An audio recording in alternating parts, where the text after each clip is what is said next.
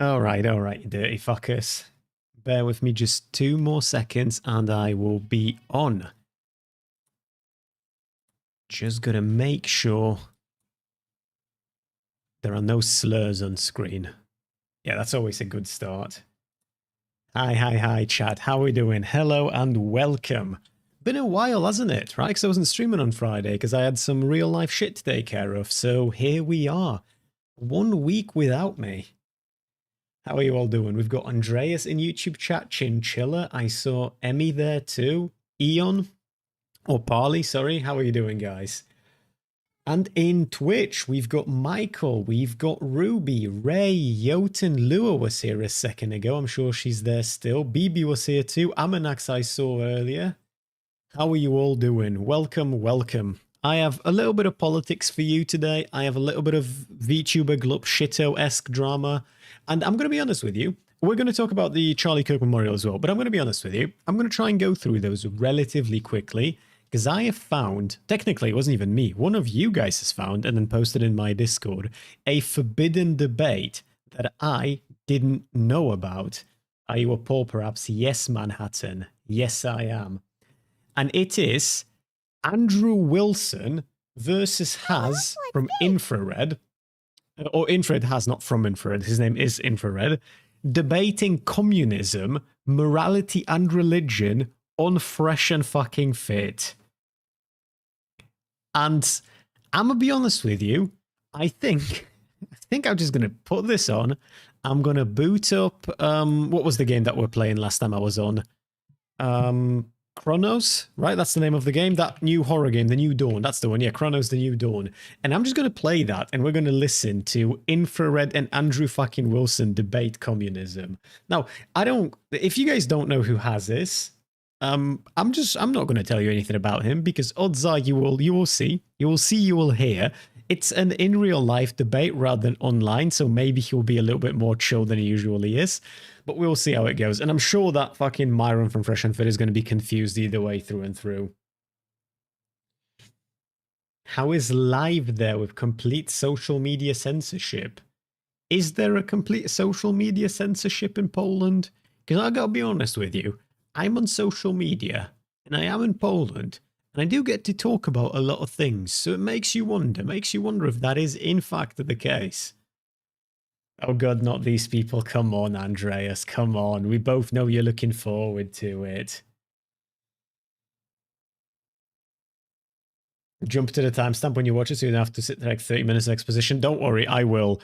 What I want to do is I want to jump to guest introduction, stance on communism, and the rules, obviously. And then after that, I might be jumping between segments because this is segmented to shit. I wonder if this is like automatic or if they've done it or what it is. Why are there so many segments? I don't know, but it will be interesting either way. I'm so looking forward to it. JD Vance says there is no free speech in Europe. True, absolutely true. Donald Trump says that too, right? And then they got fucking Kimmel fired. Because he said a bad... Dude, this whole fucking... Holy shit. Do we want to talk about Jimmy Kimmel? Because I thought the thing he said was stupid. And then I took a step back and I re-listened to what he said. And I understood that English is my second language. So I wrote down what he said. And then I realized he didn't actually say the thing that I thought he said. But even if he had said the thing I thought he said, the fucking president of the United States of America and his cabinet were going after his job. Like, bro. And we want to talk about censorship on social media. Donny Boy, who was it from his cabinet who said that they're looking at the immigration status of the people who are making memes about Charlie Kirk dying? Bro, you can't poke fun at the president's favorite podcaster or else you get fucking deported. Hey Dev, how you doing? Hi and welcome. Oh, what Hey, Dev, thank you very much for 5 gifted community subs. Let's fucking go. Starting off with a bang, aren't we? And a Prime sub at 35 months. 35 months. Where is my stream doc? Hold on. Why am I not seeing that? Where's my Twitch? Where's my Twitch docky? That should be somewhere in here. That's no. What the fuck?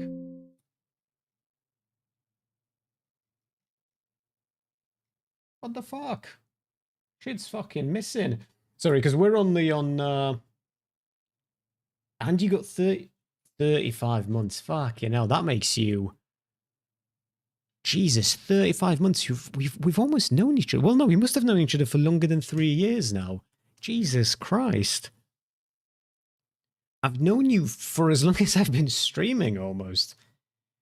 Shit. Isn't Kimmel already back? Yes, he is, but it's just the ridiculousness of the entire situation. Like, I don't know, because it's the thing, it was cringe when lefties were doing it, and it's cringe now when rightoids are doing it, but I don't know if lefties ever had, like, this level of power when they were doing it. The closest you could maybe make a parallel to was all of, like, the bans that were taking place during, like, COVID misinformation and that bollocks, but, like, bro, that was a fucking pandemic, and dipshits on the internet were telling you that you should fucking inject ibuprofen into your neck in order to fucking transcend above humanity. Chay's got me chained up in the basement. Joke's on you, I do not have a basement. I'd like a basement. Basements are cool as fuck. I'm looking forward to the Freedom of Speech Index for next year. We Dutchies were tied with the US, but I'm sure we'll win in 2025. You gotta win. There is no shot that America wins. Like, this is just fucking grim. In either case, though, hey Monolith, I'm quite well. How about you, my friend? Okay, there we go. I've got the docs sorted out now. And hey, Dev, again, thank you very much for the 5 community subs. And Dev for 35 months as well. Fucking hell. And hold on, Michael reached a 25 stream streak. Shit. Jotun, thank you for the Prime resubscription. Have I missed anyone? No, I think I've got all of you. And Lua, of course, thank you for this resubscription. Damn. There was some pretty bad stuff. Even fact-checking misinfo got you fucked. Yeah, it was. There was some cringe shit with that on YouTube. There was some cringe shit because I remember specifically there even being cases where if you entertained a debate on the topic, they would soft bonk you. It was giga cringe, don't get me wrong. It's just, it was sort of like an unusual time in the human history, if you will, because there was a fucking pandemic going on. Nowadays, you don't have a pandemic. You don't have anything like that going on, and they just be censoring people left, right, and center. Shit, I had this saved somewhere. Speaking of all of that censorship shit, did you guys see? They made a website, right? They made a website where you could register and sign up, and you could feed information to the administrators that they would then post on this website about people on the internet who have in any way, shape, or form celebrated Charlie Kirk's death. And the idea essentially was that you would be able to contact their employers, you would be able to try and get them fired, you'd be able to maybe potentially get them in trouble legally, and a prospective employer could go on this website, hit Control and F, type in the name of the person they're about to hire, and they could see whether this person did or did not poke fun at Charlie Kirk's death. So they made that site, and then apparently the user data was not stored safely on that side. So what ended up happening is a bunch of people had their shit leaked because somebody got on the site and leaked it. Which is just, it's just brilliant. It's just absolutely brilliant. Like, it's such a quick way for karma to snap back. Sad, though. Metal Gear Solid 5, and for some reason suffering from internet issues at the minute. Oh, I hope the internet issues get fixed. Have you guys played the new Dying Light, The Beast? I've completed it. Pretty cool, pretty cool. Although I will say, not quite as good as Dying Light 1. Dying Light 1 is still... Dying Light 1 absolutely fucks. I feel that it was vibe coded. It might have been Jotun. It was a shit show. But in either case, speaking of Trump and of politics, there was a very curious tweet last night. Not even a tweet. It was a, because what are they called? What the fuck do you call posts on Truth Social? Truths? Posts? I don't know. In either case, he dropped one of these. And I'm not going to call it truths. Truths just sounds dog shit, bro. We can call it a post. We're just going to call it a post. In either ways, Trump dropped a post which was fucking remarkable, considering, you know, his current politics so far, and the post goes as follows. After getting to know and fully understand the Ukraine/Russia military and economic situation, and after seeing the economic trouble it is causing Russia, I think Ukraine, with the support of the European Union, is in a position to fight and win all of Ukraine back in its original form. With time, patience, and the financial support of Europe, and in particular NATO, the original borders from where this war started is very much an option. Why not? Russia has been fighting aimlessly for 3.5 years, a war that should have taken a real military power less than a week to win. Kinda true though, to be fair. This is not distinguishing Russia. In fact, it is very much making them look like a paper tiger. When the people living in Moscow and all of the great cities, towns and districts all throughout Russia find out what is really going on with this war, the fact that it's almost impossible for them to get gasoline through the long lines that are being formed, and all of the other things that are taking place in the war economy, where most of their money is being spent on fighting Ukraine, which is great spirit and only getting better, Ukraine would be able to take back their country in its original form, and who knows, maybe even go further than that. Putin and Russia are in big economic trouble, and this is a time for Ukraine to act. In any event, I wish both countries well. We will continue to supply weapons to NATO for NATO to do what they want with them. Good luck to all. Now, I have no fucking idea who's been the last person to whisper in his ear, but whoever it was, please keep at it, because this is probably the most pro-NATO, pro-Ukraine that we've ever seen Trump be. Now, I imagine, because it's already been a day since he posted this, that he doesn't feel this way anymore, but on the off chance that he might, this is really good. I have no idea why Donald Trump even figured 9 months ago when he took over the big chair that he's going to pick fight with all of his allies and fucking glaze people who don't respect him.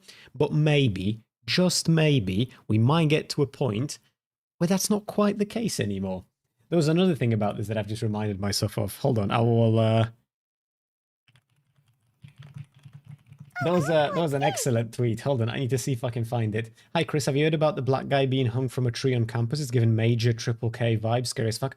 I've heard something about that, but not any details at all. I've seen a random Twitter post where two people were beefing whether it was a suicide or a lynching, but frankly, I've been so busy with work and everything that's happening in Poland that I just didn't look into it at all.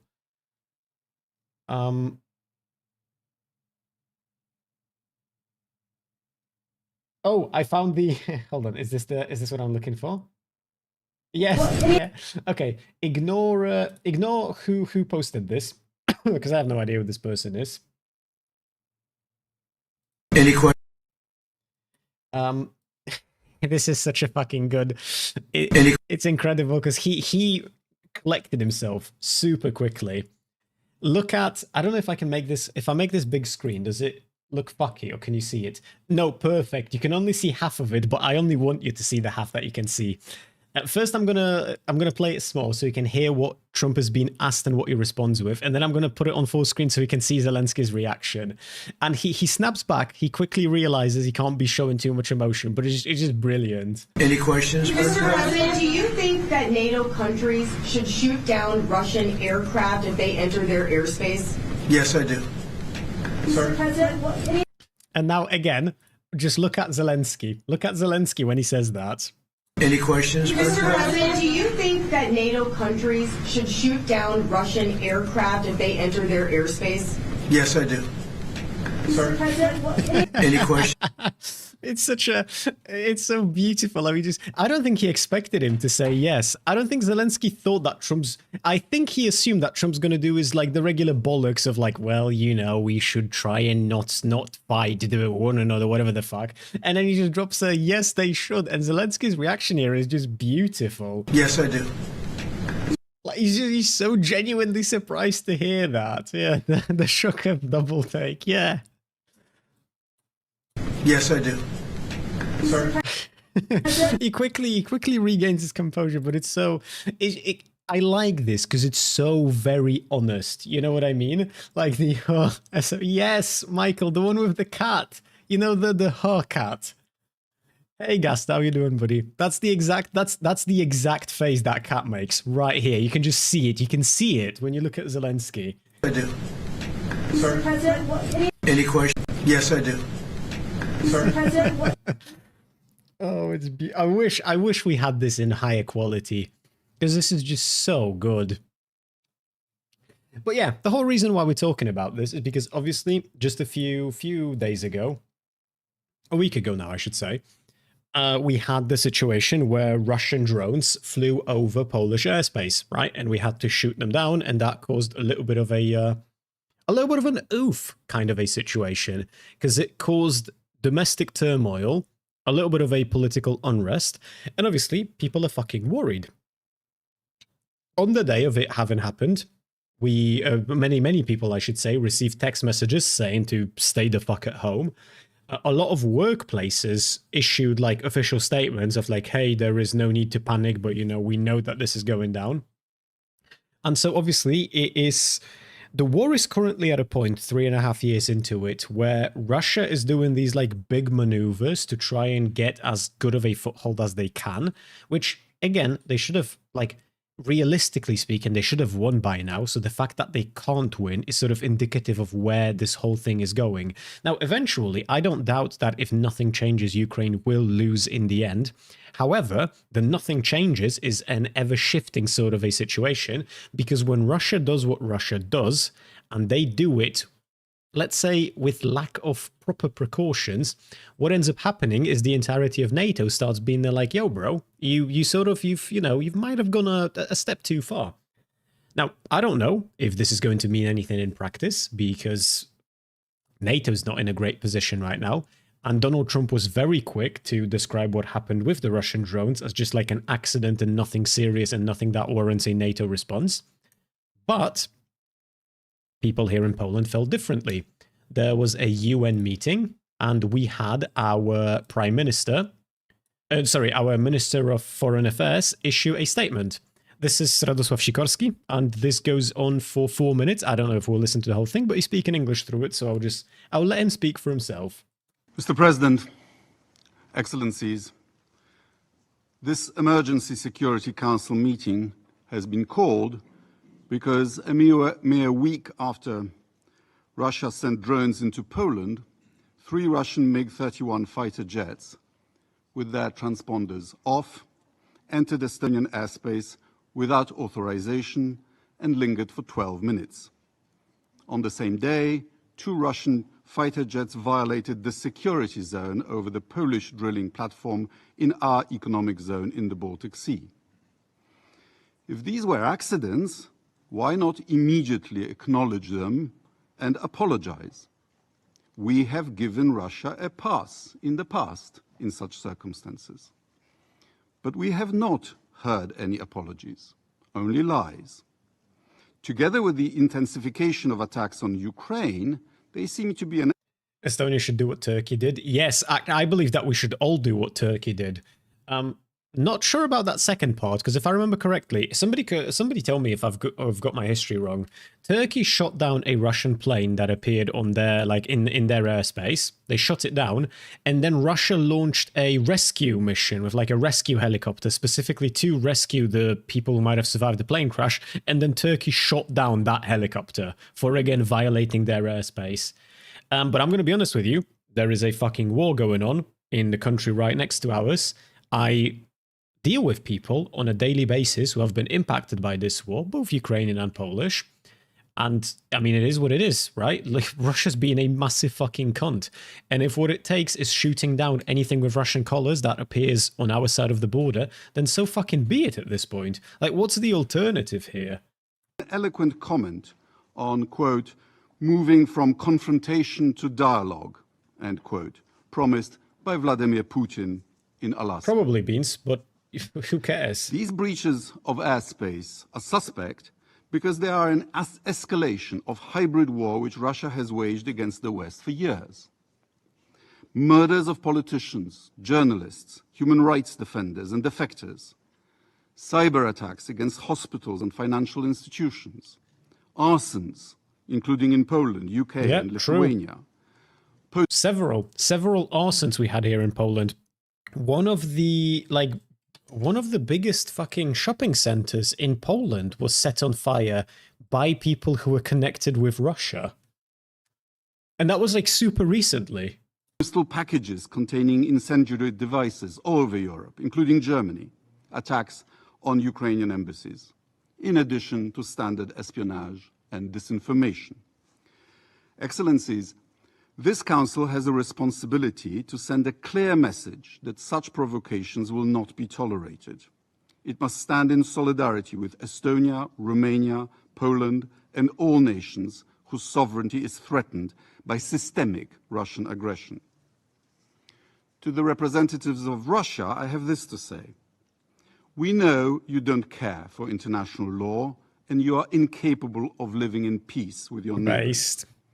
Your insane And also nationalism contains a lust for domination that will True. not cease until you realize that the age of empires is over and that your empire will not be rebuilt. True. Every drone strike by the heroes of the armed forces of Ukraine, may God bless them, brings this day closer. Your 3-day special military operation can't even conquer Donbass for 10 years now. But the potential for criminal, catastrophic Russian mistakes is still there. By ordering mobilization in 1914, you precipitated the start of World War I, which bled Europe white and led to your Bolshevik revolution. By signing the Hitler-Stalin Pact, you helped launch World War II, the bloodiest in history. By Sovietizing Central Europe, you caused the Cold War. Don't start another one. We are peaceful democracies who have studiously avoided actively joining your attempt to reconquer Ukraine. But we will not be intimidated. I have only one request to the Russian government. If another missile or aircraft enters our space without permission, deliberately or by mistake, and gets shot down and the wreckage falls on NATO territory, please don't come here to whine about it. You have been warned. Thank you. What an unbelievably fucking good Minister of Foreign Affairs. So much shit I disagree with him and his party on, but holy fuck is he the man for the job. Do you know how sometimes you're so incredibly competent in like the one given area that you exist in, where it becomes almost detrimental everywhere else? Like, you got to understand, a lot of people wanted him to run for president here in Poland, and they ended up not putting him forward. And one of the problems that you have is that if he becomes the president, he is no longer going to be the Minister of the Foreign Affairs. And he is way too good of a Minister of Foreign Affairs to be anything else. Do you know what I mean?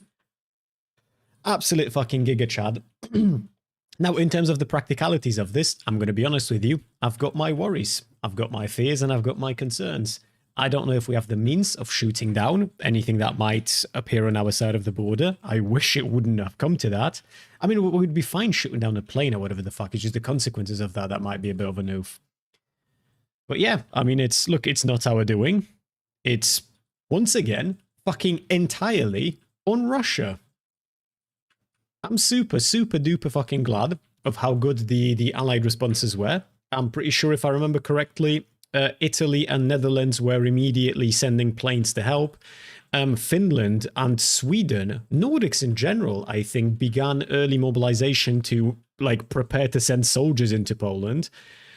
It's good that we are working together the way we are. I really fucking hope that Europe in general stops shitting the bed when it comes to military cooperation, and that we stop relying on America as much as we do. There's a bit of an oof that you've got is that just today we're praising Trump for this, but the reality is that 24 hours from now he might be back again in Russia's corner. So to rely on America is just not a smart thing to do. Poland, Dutch, yeah. Yeah, hey, unironically, yeah, the Netherlands had a really quick reaction. I think Netherlands, Italy, and Finland were the quickest three. My two favorite nations combined. Nice. But yeah, there is more to talk about here, because there is this, which This is from today. This is from the 24th of September. Now, I haven't seen this. I don't know if this is, if Putin released like an official comment on this, nor do I speak Russian, so I can't translate it. There are captions on screen. Западные территории нынешней Польши. And it's Putin's talking about how the Western territories of today's Poland are Stalin's gift to the Poles. Our friends in Warsaw have forgotten about this. We will remind you. Which is, for starters, I'm pretty sure historically speaking, that's to call it a gift is a bit of a curious phrasing, because obviously the sort of the historical occupation of Poland by Russia is many a words can be used to describe that period in history. Many a words can be used to describe the following periods of history. I don't know if gift is a good word. I don't quite know if that's the word I'd use. But in either case, this isn't even like the only concerning thing. I told you guys about this in my Discord, which I reminded to all of you to join if you haven't done so already.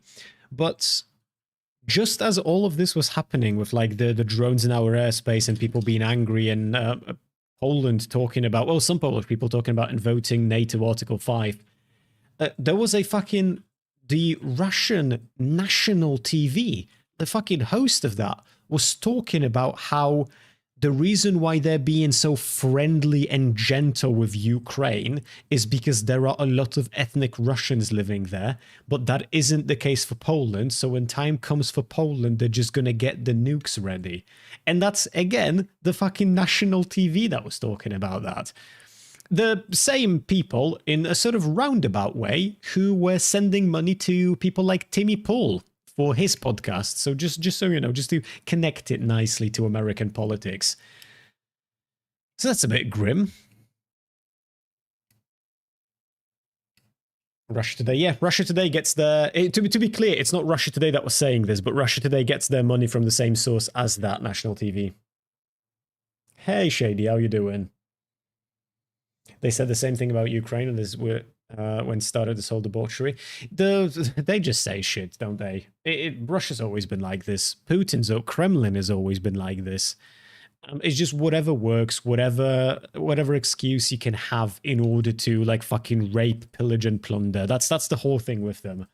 And it sucks. It sucks because, look, I live in Poland. I'm a Polish dude. I speak to other Polish dudes living in Poland on a relatively daily basis. Nobody here wants a war. Nobody here wants a war. But, you know, it's Kremlin doesn't care. Which is sort of funny, because that brings me to another... This is a minor point.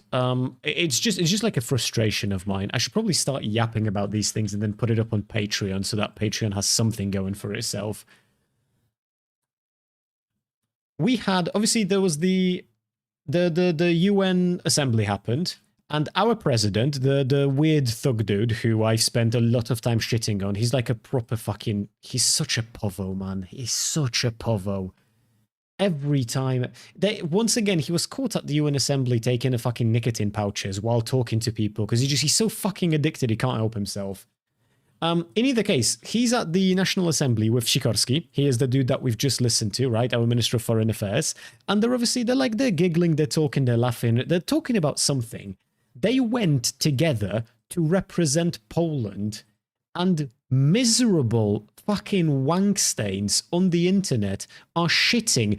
There are people from Sikorski's party who are shitting on him for being friendly with the president, and people from the president's party who are shitting on him for being friendly with Sikorski, because they're supposed to, like, their parties are at odds with each other. They're not friends. They're not friendly even, really. And I'm just here like, bro, we can do that beef shit domestically when there's time and place for it, but when we send our people to represent our nation, they can't be fighting there. This is exactly what you want. You want them to have a good relationship when they're somewhere together. But people are crying about this.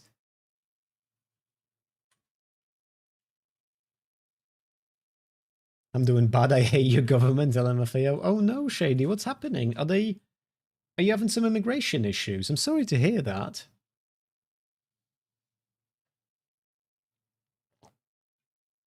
West of Belarus belong to Poland, though, and you won't say that. Bro, I'm telling you, okay? I'm gonna become the president of Poland, then the king of Poland, because democracy no longer works when I'm in charge. And we're just gonna take over the entirety of Belarus, I reckon, just so that Russia loses the proxy. Then we take back that little bit of Russia that's connected to Poland, you know, up north. We just take all of that shit. Then I talk to the president of Lithuania, who seems like a really cool dude. And then, like, we bring the Polish-Lithuanian Empire back, baby. We build a massive fuck-off wall between us and, you know, the savagery of Kremlin. And then just occasionally, at, you know, undisclosed time of day, at random, we will have a little machine going, just fire a rocket in their direction, not to hit anyone, just like, you know, hit a tree or some shit, but just so that they know. Just so that, it's like the reverse Iron Dome, you know? Like, you get too close and we fire at you.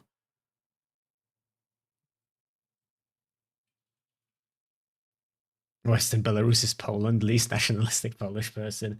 Yeah, I'm gonna be honest with you, I don't know a lot about history when it comes to all that shit. Massive immigration issues. I'm really sorry to hear that, Shady. My lawyer and I decided to fire a complaint. That's very good. That's very, very good. Keep at it. Look, a lot of that shit, there is a lot.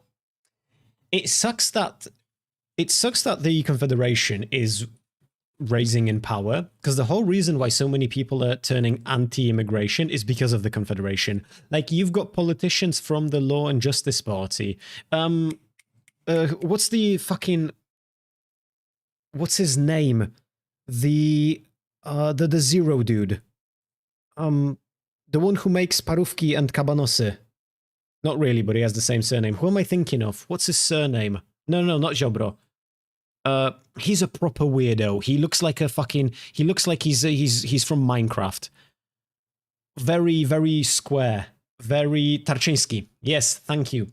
Tarczyński historically has been very pro-immigration. Tarczyński currently is going on talk shows to talk about how much he's changed his mind and changed his opinion, and he's super anti-immigration now. Sorry, to be clear, when I say pro-immigration, I mean like legal immigration. He's always been like this whole like zero type of shit. But now he's turning against legal immigration too, because he doesn't want to lose voters to the Confederation.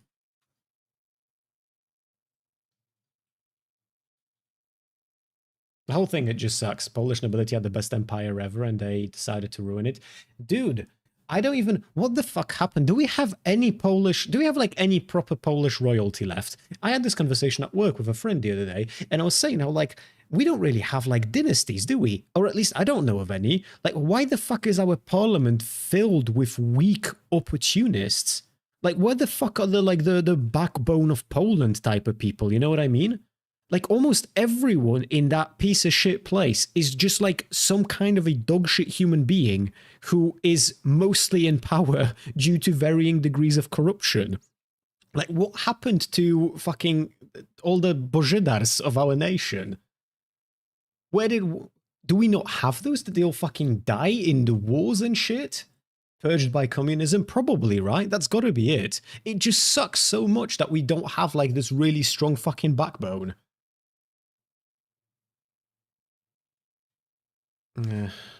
Even Polish intelligentsia is gone. Poland suffered incredibly because of the both world wars. Yeah, it just sucks so much. And I could fix it, is the thing. I could fix it. I just need to become like the dictator or the king.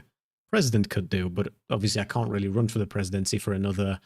You have to be like 35 to run, right? Yeah, I'm fucked for another 9 years, bro.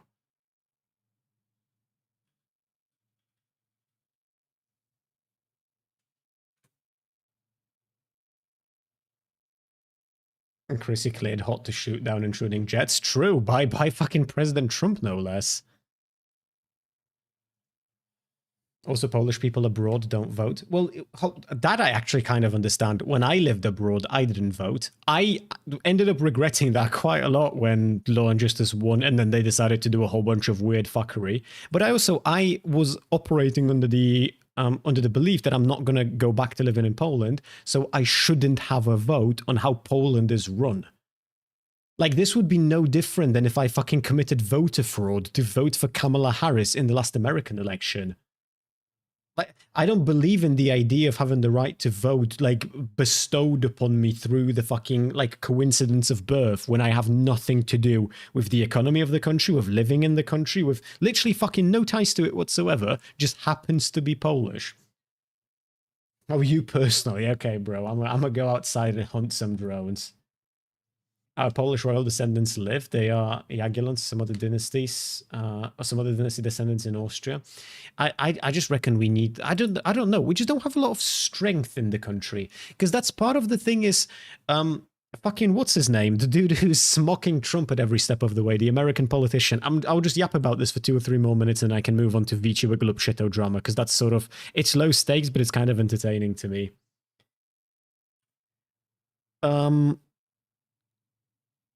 Fuck, what was I just saying? What did I just ask you? I wanted to yap about Poland for like 2 more minutes. Oh, yeah, fuck. The Gavin Newsom. That's who I wanted to talk about. Newsom was talking to someone. I don't know what it was. I just saw a clip of it on Twitter. I'm going to be honest with you. I didn't watch the full form. But Gavin Newsom was talking about how, like, liberals always fucking lose, or lose so goddamn often, because people will sooner choose wrong but strong than someone who is right but is weak. And we have a lot of that weakness here in Poland, it feels like. Fucking the Confederation is probably one of the best examples that you can point to. Admittedly, their polls are getting better and better, and they are playing the game of politics. But like, look at the people representing the Confederation. You've got Mencen, you've got Bosak. Fuck, what's the one from Krakow? The proper fucking weirdo, the one who was recording the kid from the fucking bushes to show how bad leftism is. Fucking Zajączkowska. All of these people are fucking weak. They're malicious and they're dipshits, but they're so genuinely weak, and you can see that when you listen to them. Bosak is probably the strongest out of the bunch, and Bosak isn't really that impressive. Mencen is laughable. Mencen, I don't know if you guys have seen this, by the way. I don't even know if this is true. I saw this on my timeline, and then I watched a few shorts of this, and it seems to be the case. Obviously, I'm theorizing as for the reason of it. Mencen started doing a little blur sensor bar at the bottom of his shorts because he's gained weight, and you can see his fucking man boobs through his white shirt a little bit. So he started running sensor bars at the bottom of his shorts so he can't see that. Like, what are we doing here? That's just so fucking surreal to even think about. And like, that is the dude who potentially in the next election, the next 2 for sure, will have like very realistic chances to become the president. There is the people have been bullying him for this ruthlessly. A lot of people subscribe to the idea that there are no bad tactics, only bad targets, especially when it comes to body shaming. And at times, we disavow, but I understand, you know? It's not great, but I get it.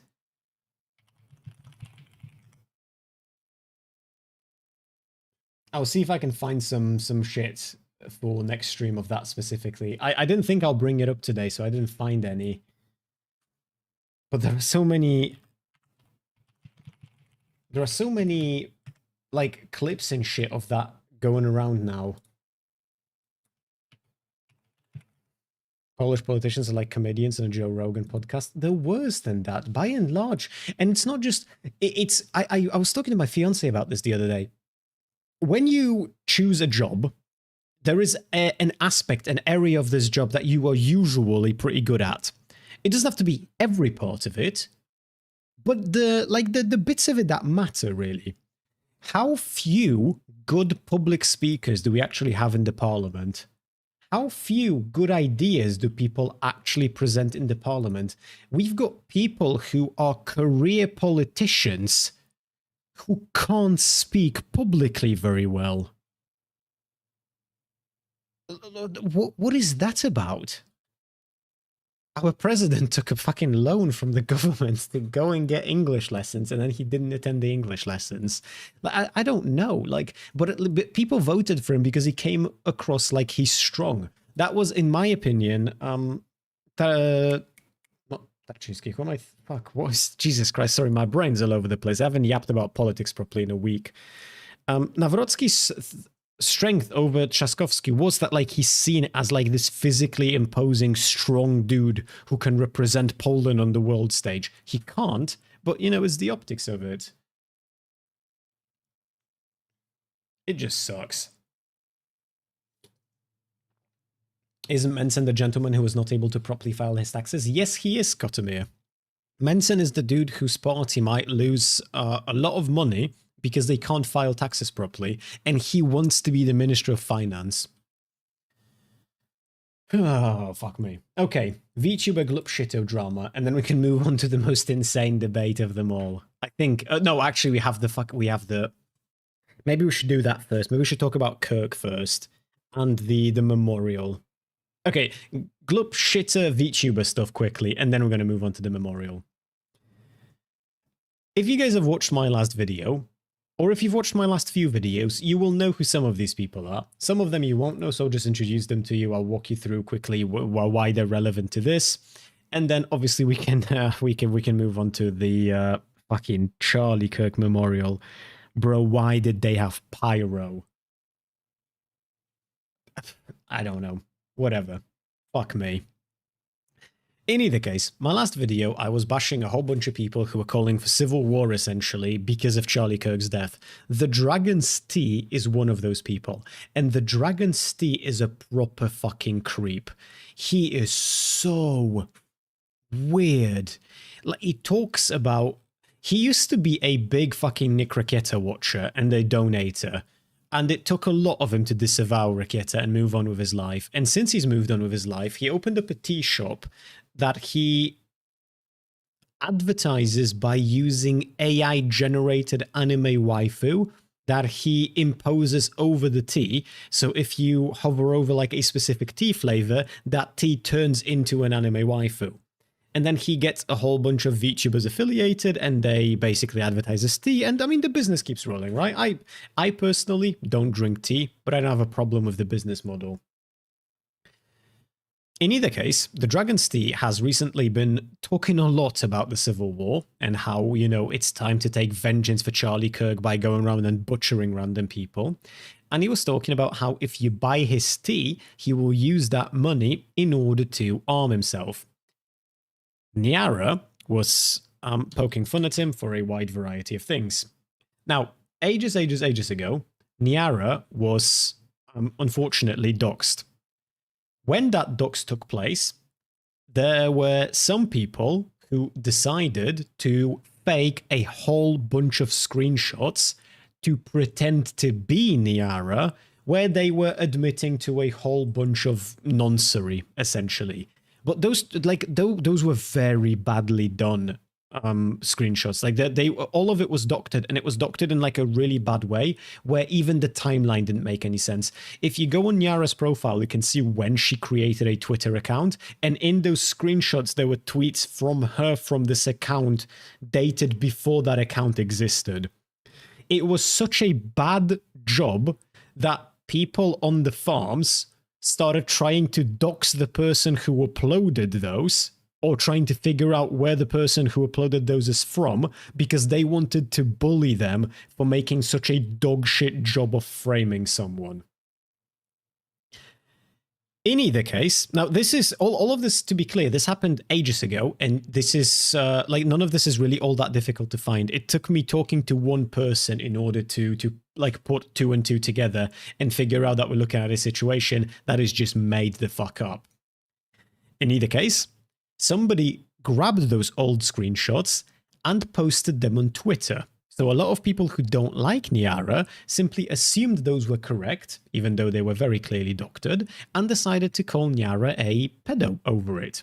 One of those people was the Dragon's Tea. Hey Ghost, how you doing? We're just doing some VTuber Glupshito drama, and then we're moving on to Charlie Kirk. So the Dragon's Tea decided to uncritically repost that entire doc, which was fake, forged, literally fucking fiction, and to call Niara a pedo over it.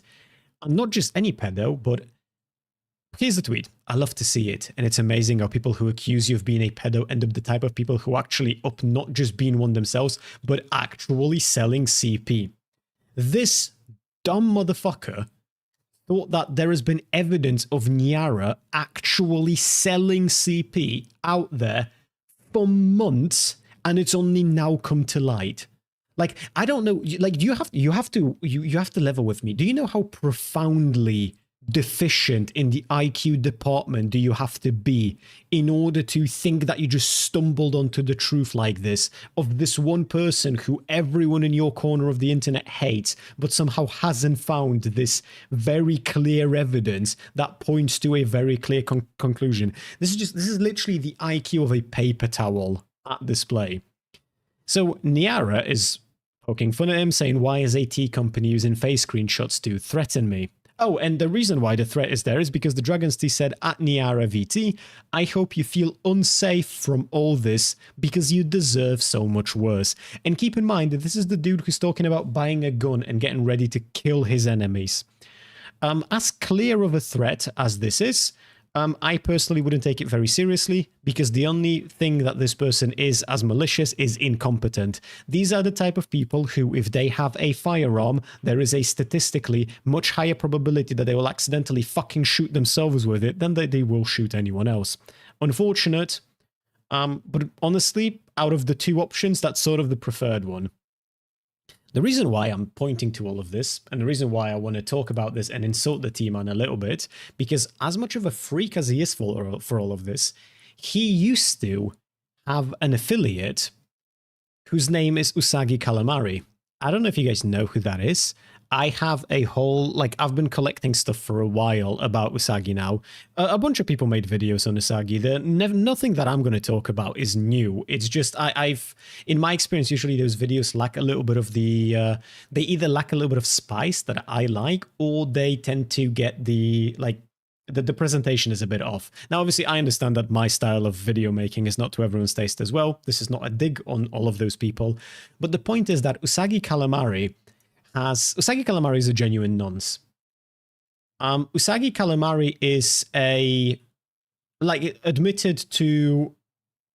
outright admitted in DMs privately to somebody for no reason. They're claiming that this was just to like throw them off the scent, but admitted to molesting their little sister. Has DMs with somebody else where Usagi wants details on how that person was masturbating when they were underage, like young underage, and how they got caught for it, and to tell them everything. Like, Usagi is a legitimate nonce. And Usagi was affiliated with the Dragon's Tea, had their own code and everything. And the Dragon's Tea is using doctored screenshots to accuse Niara of being a nonce and to almost threaten her, when the Dragon's Tea used to give money to an actual nonce. Like, do you understand the degrees of fucking removed from reality that these people operate at? Hey, Amp, yeah, this guy is just so... I don't know, if these people had any level of self-reflection, they would seize this behavior. But they will not. They will not. I just feel bad for Niara in all of this, because a whole bunch of people are now reposting what are very clearly doctored screenshots, but because those people hate Niara, they kind of just want to believe them to be true. Like, you will even... There was a... I can't remember who it was, but I found a fascinating Twitter thread. Again, I'm not going to show it to you on screen because I don't want to show you the docs, and unfortunately it's part of that Twitter thread. But there was somebody who was arguing that, like, these are real and these are honest and you can see that they're real. And somebody was debunking every single talking point of theirs. And then at the end, when that person finally understood that they're wrong, they said that, like, yeah, these might be made up, but they believe it actually happened, so it doesn't matter. And I'm just there like, this is such a waste. Arguing with these people is just such a waste of your energy. There was another who I quote tweeted who, this was a proper fucking sad cunt. I think they've gone and deleted their post though, so I won't be able to show it to you. Yeah, the Asher Universe dipshit. There was they've reposted the entire doc that was, again, the fake doc, and they've atted people like Tectone, Asmongold, like all the big shitters, just in hopes that one of them is going to repost this and talk about it more. And I'm pretty sure that Tectone did. Tectone did talk about it, I mean. They didn't repost that specific thing. And then Asher Universe, upon finding out that the fucking screenshots are fake, decided to tweet this out. For those whining and bitching about misinformation, I deleted my repost of the original. Go check out the archive link. Not here for your approval, nor do I care about your opinion. I read the post, was fucking disgusting, and posted what I saw. I want to protect children. I won't apologize for that. Accusing someone of being a nonce will not apologize because Asher Universe over here wants to protect children. This is funny. I also find it funny that you small little accounts are trying to come at me for a lick of clout. I ain't got no clout to give you. What a fucking idiot. What an idiot. These people are... They're a weak breed. That's what they are. And I keep comparing these people to cattle because, frankly, they deserve a little bit of dehumanization. They're a weak fucking breed. The lot of them is just so pathetic. Every day we stray further from Jesus. Every day. Hey Gaster, thank you for the resubscription. 2 months in a row and 3 months at tier 1. Let's fucking go. And Amanax, thank you for the resubscription. Also, sorry Amanax, I know that you were talking about the lynching situation earlier. Again, like I said, I don't know much about what the fuck happened there. But I will probably look into it at some point soon. If you want to put like a little something in Discord so I don't forget, then by all means. Rev says they're Sue copycats. Oh, it's so much. There's so much sadder than Rev. Like Rev is pathetic, but at least you know the kind of pathetic that you're dealing with. This is just depressing. And guess who usually yells about protecting the children the loudest? Oh, we know, Kotamir, we know. You want to see sexy Jeff the Shark? Do you know what? Not really, but I have a feeling that you're going to show me either way, MacFiston. Okay, back in Charlie Kirk's memorial, eh? So many memes. So many memes. So much bizarre shit. People were taken so aback about, like, by this memorial here in Poland that almost everyone, aside from, like, fucking shitter right-wing politicians who want to get as much clout from this as possible, was just memeing about the incredible, bizarre nature of including pyro when the widow walks out to commemorate her husband who was just fucking politically assassinated a week prior. This is just so bizarre. So bizarre. Jesus, MacFiston, that is a long link. Okay, yeah, that is a sexy Jeff the Shark. Very weird looking Jeff the Shark, though, I'll tell you. Very weird looking. Cheeto might be into that, though. Cheeto strikes me as like a hidden Jeff the Shark aficionado. We should have a minute of silence in the European Parliament for Charlie Kirk. They fucking tried in the Polish Parliament. I don't know if they succeeded in the end. Yeah, it's just so... I don't know why the fuck Pyro was there. I don't know what this was. I have it somewhere in here. Yeah, the memes.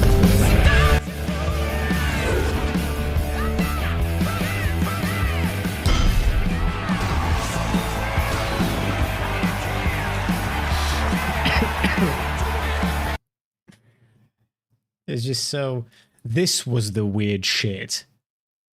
The face that he made when he was hugging her, like, this was so weird, man. Like, the biting of his lip. Like, what were the emotions that he was trying to portray with that one? Chat, I'm gonna need you to tell me what you think this might have been. And again, I can't help but to feel like they've all done Charlie's wife really fucking dirty.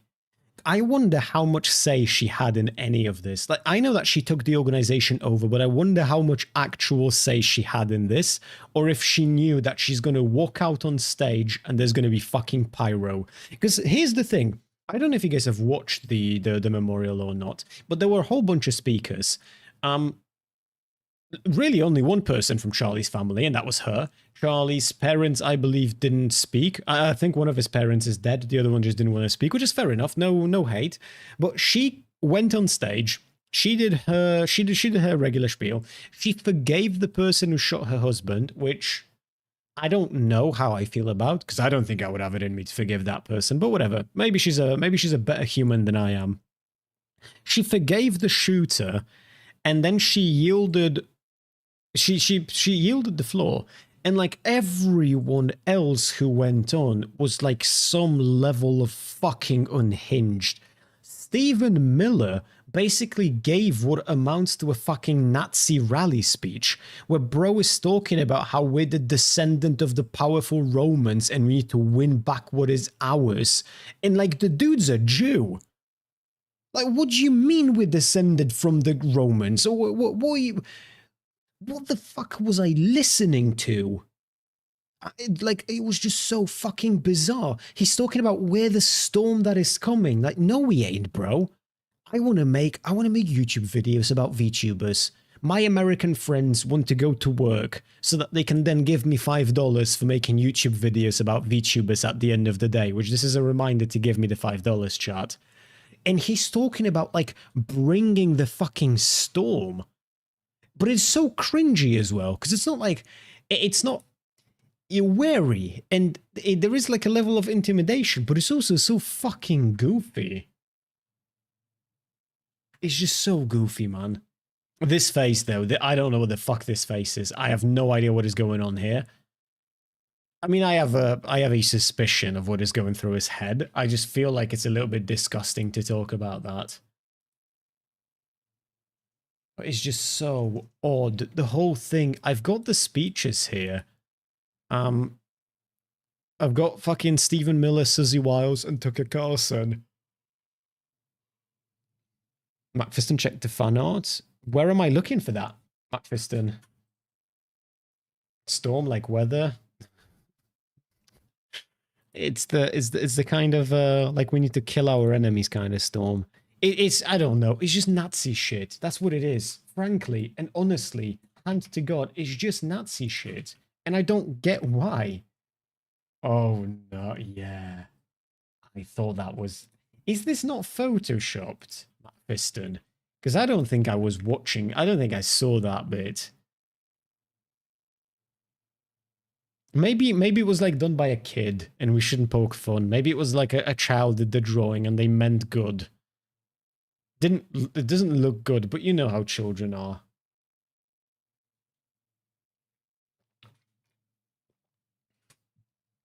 I don't know if this is real.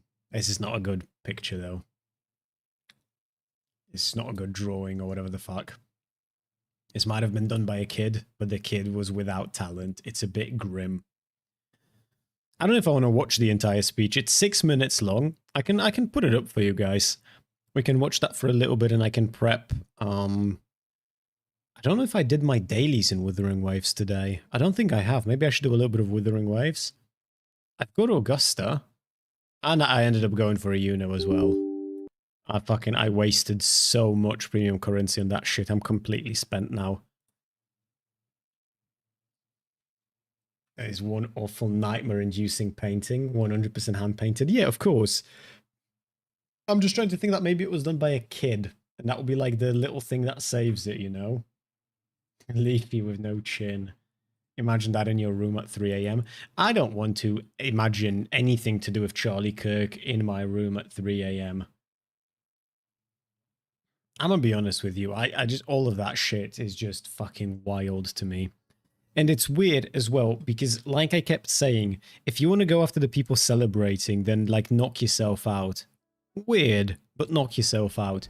But it's just like fucking every time fucking rightoids get their hands on like something that they believe was the liberal weapon against them, they end up using it in like the most cancerous way possible. And then you find out that it wasn't the liberals' weapons against them because they were cancelling people for as long as they've been around. Fucking, how long has Carlin been dead for?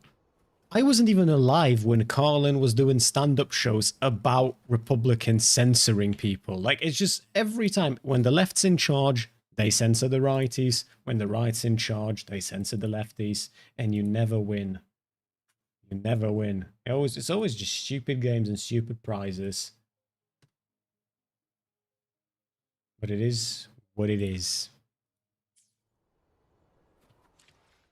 We can listen to Stephen Miller do his Nazi shit while I play an anime video game. How's that sound, chat?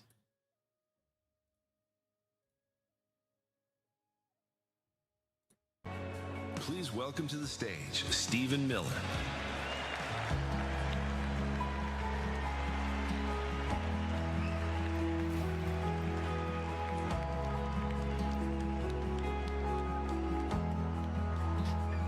I don't even know who Stephen Miller is, to be honest with you. Hello, Turning Point. Hello, Patriots. Bro, no shot. Lua, are you there? Lua. Lua. Lua. Lua. Okay, I'm going to bring him back to full screen for a sec. You gotta give this to me from this exact perspective at this exact size. You don't even have to squint for this. This is tomfoolery about to start talking to us, isn't it? He legitimately, I've just realized that now. It hasn't dawned on me until this exact second that we're about to start listening to Tom fucking foolery. What has Tom gotten up to? The last time I spoke to Tom, he was like, we had some kind of a fucking debate about sexual assault or whatever the fuck. And now he's yeah, like that emote, exactly that emote. He looks like tomfoolery. He really does. Hello, Turning Point. Hello, Patriots. Hello to our fearless president, Donald J. Trump. Roger that, Andreas. And hello. I feel like fearless loses a little bit of the punch when you sat behind a bulletproof glass, you know? Just saying, just saying. I ain't hating, I'm just noticing. Hello to millions of Americans all across this land who are gathered in sadness and sorrow to mourn Charlie Kirk, That's but also an ironically good song though, Beans. to dedicate ourselves to finishing his mission. Beans, why are you not subscribed? I've just noticed. What the fuck is that about, Beans? And achieving victory in his name.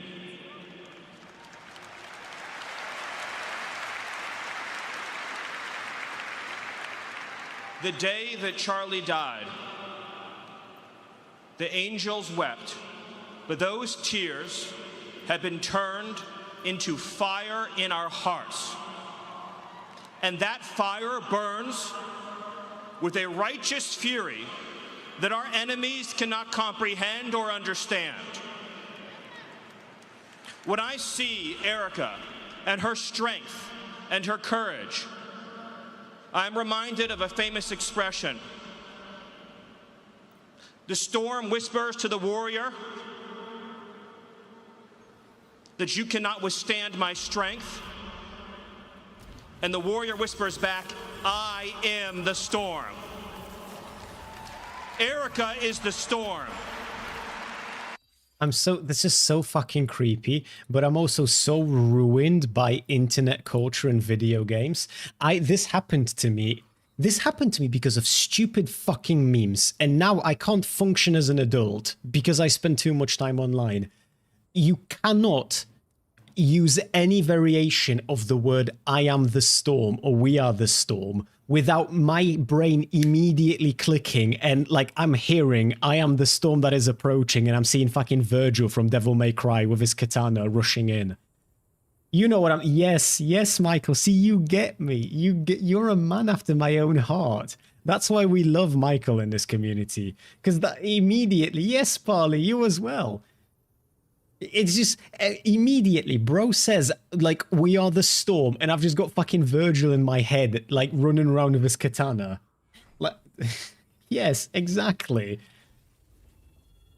I am the storm that is approaching. I don't know if you guys maybe, hold on, maybe you're not familiar with the meme. And it's stupid, because it's not a good meme or anything like that. I need to bring you up to speed on so much lore, it's insane. It's insane. Fuck me.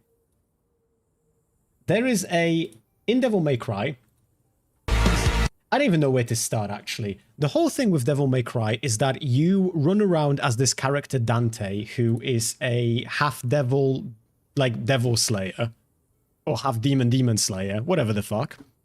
And in that game, you have, like, the more stylishly you kill your enemies, the more points you get. So, like, you're rewarded for doing combos or whatever the fuck. And Dante has a twin brother, Virgil, who's, like, a very, like, gloomy, cool, edgy, emo-esque type of dude. And there is a lot of lore to explain, but for some fucking reason, I am the storm that is approaching, like... I don't know why they decided for that to be his theme or whatever the fuck, but I cannot hear those words anymore without this playing in my head.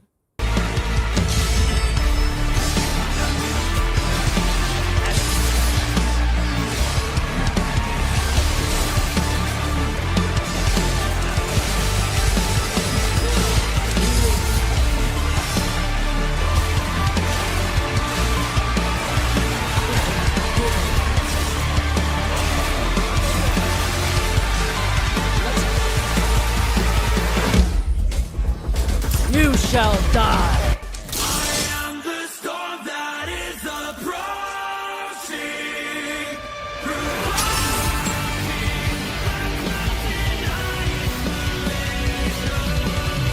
I will say though, the game fucking slaps.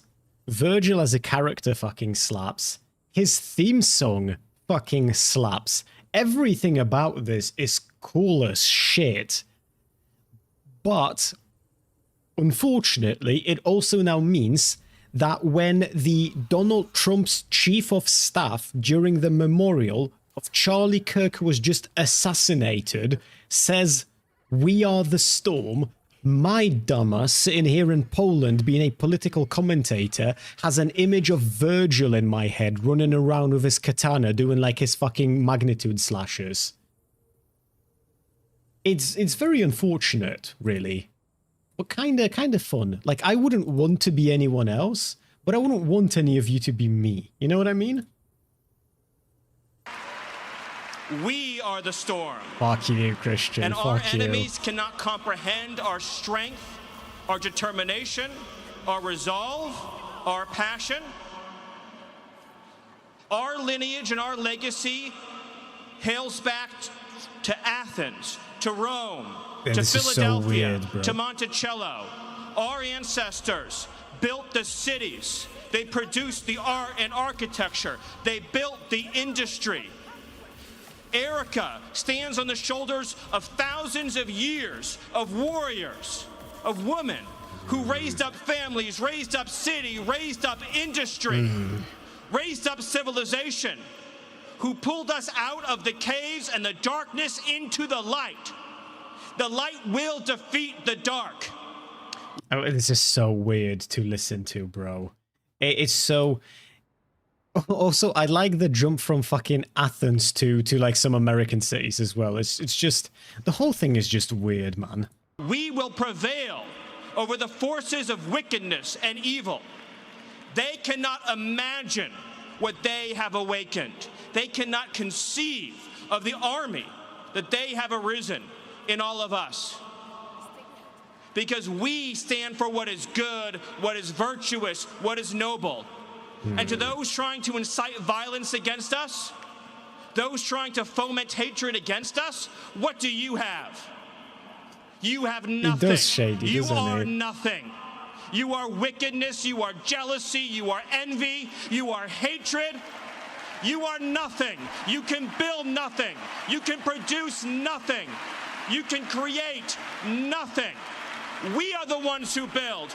We are the ones who create. It's a shit like this also makes me laugh because and this is sort of like the thing that they've done to themselves, because obviously it's in their best interest to equivocate leftism as a whole with the Democratic Party, which you can argue that's not really the case at all quite well, because for starters, a lot of the Dems aren't really leftists, and secondarily, a lot of lefties are not Democrats, as in like they don't vote for the party, they don't support the party. But because he wants to liken them to one and the other, we're just going to roll with it. He talks about how you cannot build, you cannot create, you are nothing. Every single red state in the United States of America, with the exception of Texas, I believe, Texas being the only one, every red state in America is subsidized by blue states. Every red city is subsidized by blue cities. The entire economic magnitude of the United States of America is being fucking held on the shoulders of Democratic big cities, not Republican big cities. Other than Texas, I'm pretty sure that all of the American red states are literally subsidized by the blue states. I think so, Parley, yeah, but at some point he becomes like an anti-hero-esque figure. Did he just say Aryan ancestors? I don't think he used the word Aryan, but he is playing into those vibes for sure. We are the ones who lift up humanity. Hey, You Christopher, thought Polska you górą. could kill Charlie Kirk? You have made him immortal.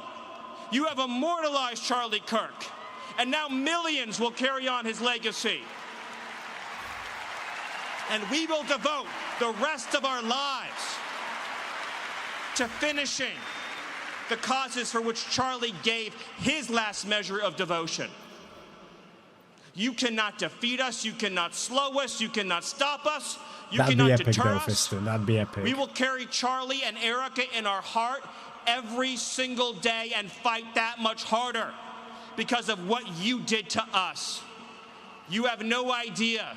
The dragon you have awakened, you have no idea how determined we will be to save this civilization, to save the West, to save this republic. Because our children are strong, and our grandchildren will be strong, and our children's children's children will be strong. And what will you leave behind? Nothing, nothing. To our enemies, you have nothing to give, you have nothing to offer, you have nothing to share, but bitterness. We have beauty, we have light, we have... This is fucking unhinged. It is, yeah. Like I said, the whole thing, somebody did this on Twitter. I try and usually not do this, because it's kind of cringy to, like, listen to something like this and then start yelling about, like, fucking secret Nazis and shit. But somebody on Twitter did like they did a comparison to like a legitimate fucking Hitler speech, like a genuine fucking speech given by Hitler. And there are genuine like similarities, not in terms of just the word that is being used, but in terms of the actual like messaging behind it as well. The whole thing is freaky as shit. This dude is freaky as shit. Goodness, we have determination, we have vision, we have strength. We built the world that we inhabit now, generation by generation. It started with a Nazi salute and now we have Nazi speeches. Bro, did you see that Elon and Trump have hugged it out? Elon, to be clear, at least as of a few months ago, Elon genuinely seems to believe that Donald Trump is a nonce. But that matters less than money and business. That's, at some point, bro, I love capitalism, but at some point, I gotta look at you and just wonder what the fuck is going on if you're more than happy to do business with an actual fucking pedo, you know what I mean? That's some weird shit right there. You're already pretty rich, you might wanna, like, on the off chance there is an afterlife, like, are you sure you're on the good terms with the dude above? Because I don't know, Chief. I don't know. And we will defend this world. We will defend goodness. We will defend light. We will defend virtue. You cannot terrify us. You cannot frighten us. You cannot threaten us. Because we are on the side of goodness. We are on the side of God. And to my friend Charlie, to my brother Charlie. This brother shit also, bro. All of they just want to they're like sharks. They just want to capitalize on the fact that he died. Fucking Trump's making faces that make me think he want to fuck his wife too. Like, all of these people, they just disgusting people. I'll see you in Valhalla. No. Oh, did you see the memes about that shit? Oh, God. The fucking... A Hindu dude telling a Christian nationalist that he will see him in Valhalla. Fucking kill me now. I know you are looking at us right now. I know you're watching Erica right now. I know you're watching your children right now. And I promise you, my friend, I promise you, my brother, We will prove worthy of your sacrifice. We will prove worthy of your time on earth. We will make you proud. We will finish the job.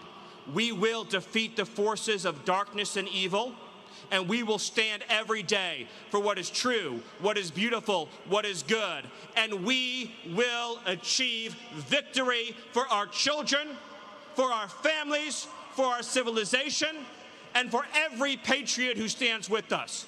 God bless you. God bless Turning Point. God bless Erica. God bless the Kirk family. God bless our heroes. And God bless the United States of America. Thank you.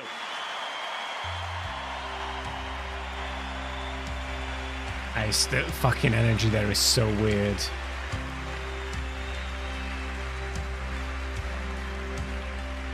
Also, did you guys, while we wait for the next person, did you guys see how every time Trump was asked about Charlie Kirk the other day, he kept talking about his ballroom?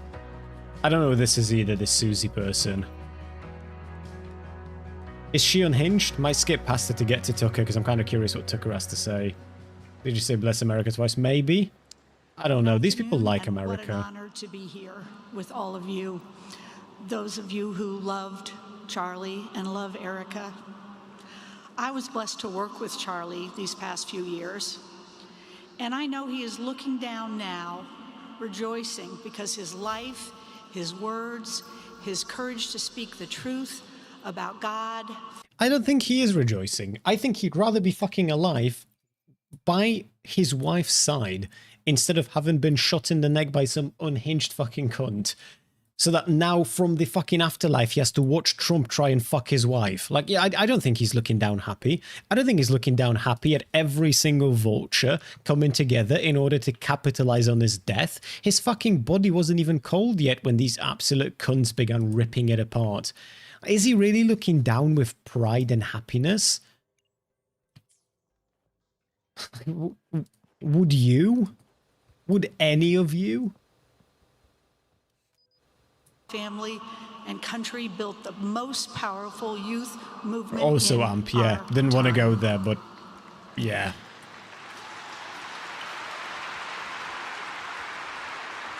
Many of you knew Charlie better than I did, and if you did, you experienced the gift of being lifted by his conviction and his joy. For Charlie, making America great again meant bringing young people to this movement and making sure they knew they belonged. Like our president says, it's a movement of common sense, and it makes sense. Love your God, love your family, love your country, and help the next generation live into those values boldly. Through Turning Point, Charlie gave us countless young Americans who had their first turning point the moment they decided to stand up, speak out, and make America all that she could be. When the president's 2024 campaign partnered with Turning Point, Charlie did not just promise, he delivered. Charlie and his team embraced the assigned mission completely, and they didn't they don't meet believe in that cut of me. No shot. Shattered them and blew them out of the water. President Trump's victory, winning the popular vote in every swing state, was powered by young people, most brand new to politics. That was Charlie's army, and he made sure they understood the stakes.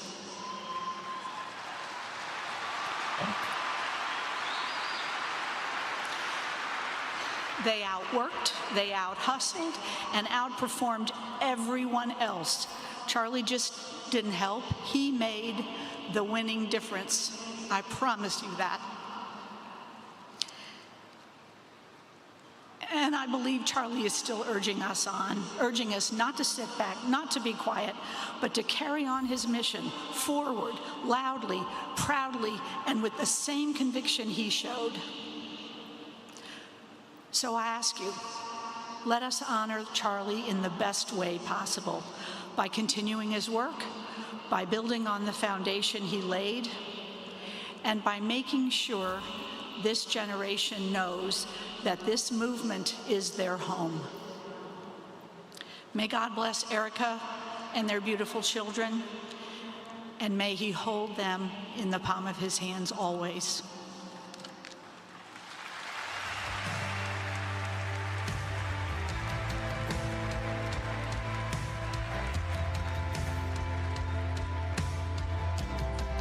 That was a, comparatively speaking, mild speech, but to be fair, Miller set the bar very high.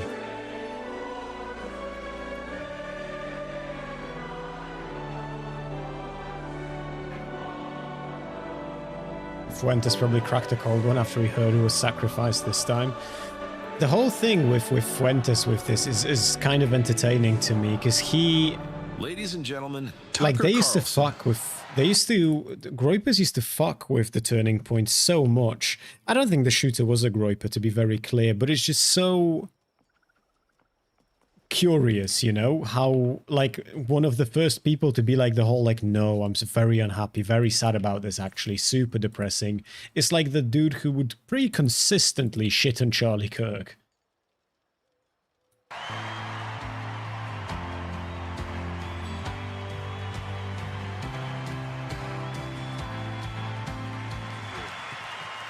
Oh, that made me emotional. Made me emotional to see that. Susie Wiles had tears in her eyes, which you don't often see in politics, but it's real. This is the most unbelievable thing I think I've ever seen. And I don't... What was the... Does he not like the lady that just spoke? What was that reaction there? The Blair. Made me emotional to see that. Susie Wiles had tears in her eyes, which you don't often see in politics, but it's real. This is the most unbelievable thing I think I've ever seen. Am I missing something here? Whatever happens next in America, I hope it's in this direction, because God is here and you can feel it. And Charlie would have loved this, not just because he loved large groups of people, but because ultimately he was a Christian evangelist. And it actually reminds me of my favorite story ever. So it's about 2,000 years ago in Jerusalem, and Jesus shows up and he starts talking about the people in power, and he starts doing the worst thing that you can do, which is telling the truth about people, and they hate it, and they just go bonkers. They hate it, and they become obsessed with making him stop. This guy's got to stop talking. We've got to shut this guy up. And I can just sort of picture the scene in a lamplit room with a bunch of guys sitting around eating hummus, thinking about, what do we do about this guy telling the truth about us? We must make him stop talking. And there's always one guy with the bright idea, and I can just hear him say, I've got an idea, why don't we just kill him? That'll shut him up. Please stop. That'll fix the problem.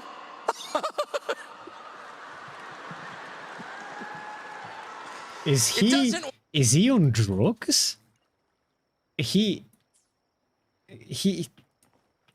What is happening? What is that? Did somebody just at that exact moment right here? Hold on, I'm gonna pinpoint it for you, and when you see it, you will know exactly what I mean.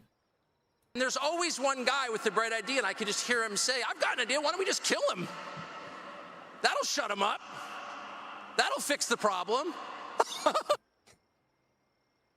This bit right here.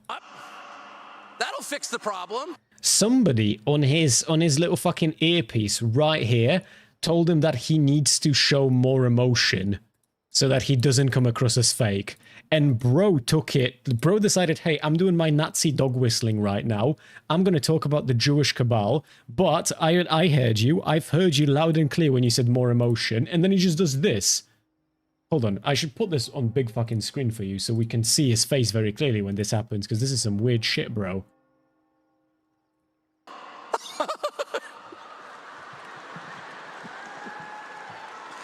It doesn't work that way. It's so fucking strange. It doesn't work that way. Everything is inverted, and the Beatitudes So tell creepy. it, I think, the most crisply. Everything is sort of the opposite of what you think it's going to be. Blessed are those who mourn, for they will be comforted. That is true, and you can feel it here. The thing about Charlie's message, I've thought a lot about it, and I'm trying not to be emotional because in addition to everything else, he was a wonderful man and a decent man and one of those rare people you meet who you just groove with in conversation. That's normal for him. Hey, Cheeto. How are you doing, buddy? How are you doing? How is life, Chido? How is everything that's normal for him? Hold on, I want to see.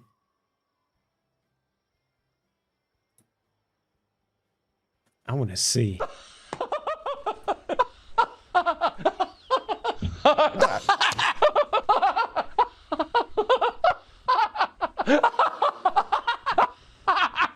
It's so good. It's got to be a big misunderstanding.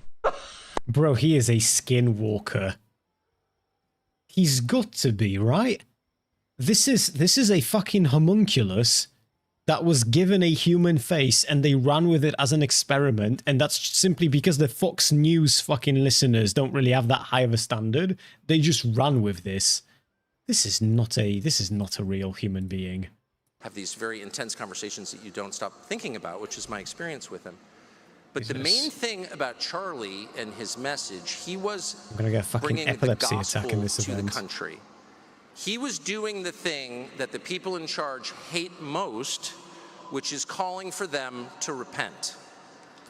Kind of true. So I'm kind of how true. was Charlie's message different? And Charlie was a political person who was deeply interested in coalition building and in getting the right people in office because he knew. Hey, just a quick reminder to everyone as well. If you haven't joined my Discord already, please do.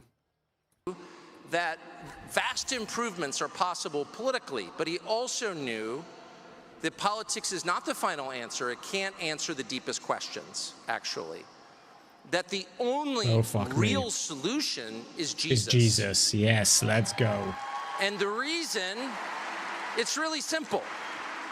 Politics, at its core, is a Bro, if Jesus came back today, right, on the 24th of September of the year of our Lord 2025, MAGA Republicans would fucking lynch him on the spot.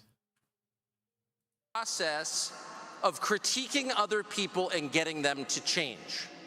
Christianity, the gospel message, the message of Jesus, begins with repentance. Christianity calls upon you to change. Our core prayer given to us by Jesus, the Lord's Prayer,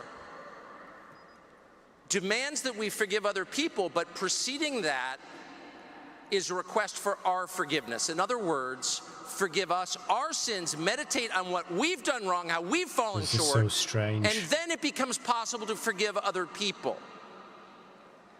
That is a call to change our hearts from Jesus, and that is the only way forward in this country. That is the only solution to where we all know we're going. And Charlie knew where we were going without that. And that is not It's a so call disgusting for being as well passive. that Of for a, course not. it's so, bro, I'm not even religious, and I feel like if I genuinely believed that these people would be like my enemy number one, because they don't believe. They're not, these aren't religious people. They're fucking skinwalkers who are using religion in order to push their own agenda. I feel like if I was a genuine, like, hands-to-God Christian, I would be disgusted with these people beyond belief. But hey, I'm not, so it is what it is. I stood at many stages with Charlie calling for various people to be elected, particularly Donald Trump. And I'm proud of that. It's only an acknowledgement that what Charlie was really saying is that change begins, the only change that matters, when we repent of our sins. We, me. A recognition that the real problem is me and how fallen I am. And that was the reason that Charlie was fearless at all times, truly fearless. To his last moment, he was unafraid, he was not defensive, and there was no hate in his heart.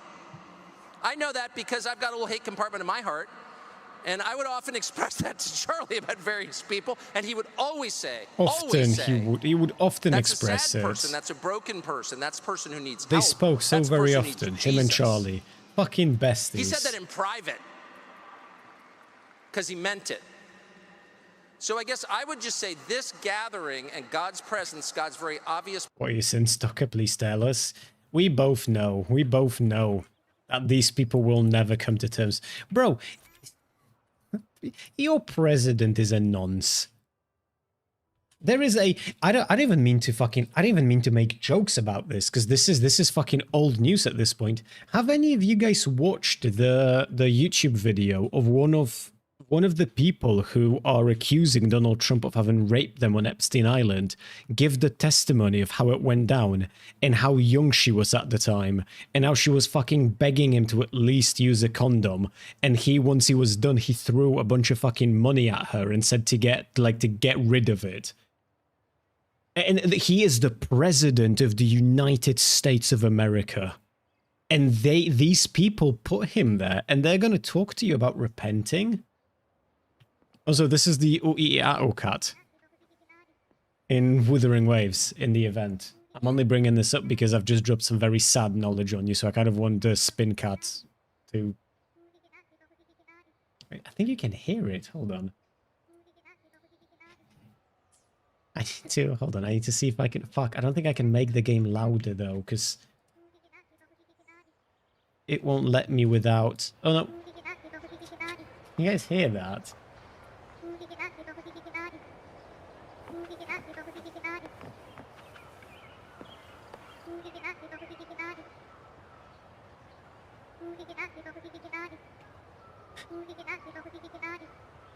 Sorry, I know not the best time for it, but I just noticed it, and sort of I need the every now and then when I think about how the president of the United States of America is a fucking nonce.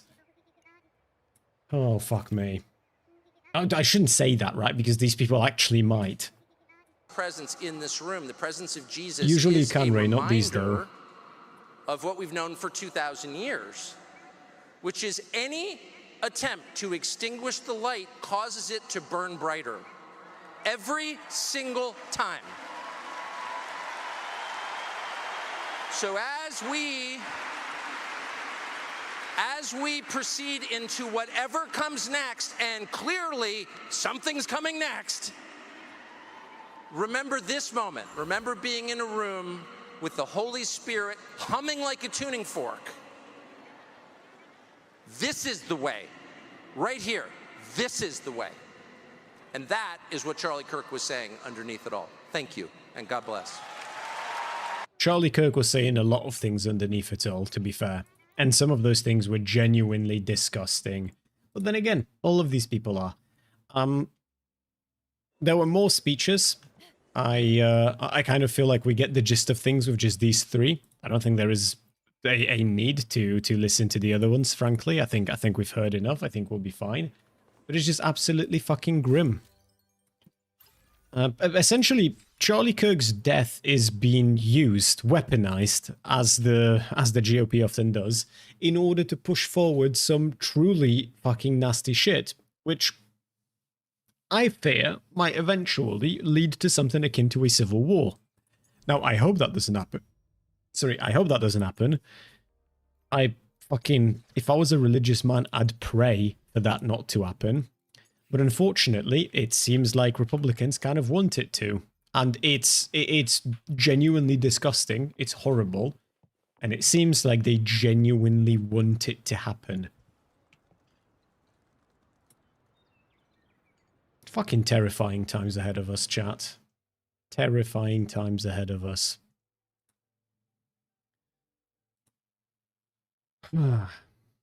But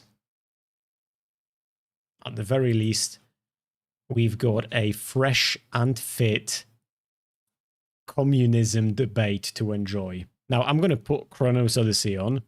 Sorry, Chronos the New Dawn. The fuck is Chronos Odyssey? Is that a game? Where did that just come from in my head? Oh, because of the Chrono Odyssey is the upcoming MMO, right? The one that I'm super looking forward to next year release. Played the beta of that, I think, on stream. No, not on stream, because my computer couldn't run it back then. Grindr crashed over this event. Dude, memes aside, there is like a... I wonder if I should ask Chido to confirm. Because there is I saw these memes where there's like a line drawn where every time there's like a big Republican thing happening, Grindr crashes. And it's just curious, you know? It's very curious. I genuinely wonder if Myron and Walton know what communism is. I very much doubt they know what anything is. They're not of the intellectual variety, unfortunately. Like, you gotta understand, Myron and Walter are two black men who got demonetized and then banned off of YouTube because they dressed up as members of the Ku Klux Klan and they went around doing the Hitler salute whilst laughing about how they're going to lynch black people, whilst calling another two black people that they're beefing with monkeys. Like, we're not particularly reaching like the fucking intellectual high ground here. Haz is looking good though. Fucking black suit, black shirt, tied up, no tie, black trousers, probably black shoes, nicely groomed. This goes so hard when you're a 16-year-old. That's holding frame, hell yeah. We'll see for how long though, we'll see for how long. I'm gonna put Chronos Odyssey in the background for that. I haven't played this game since last week, so I don't really remember the controls. I might have to be reminded of things a little bit. Because I haven't put the game on in a week. I kind of just want to play this on stream, not anywhere else.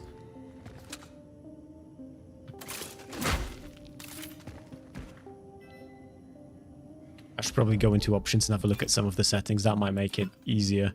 Let's start listening to these dipshits. First, introduce themselves, man.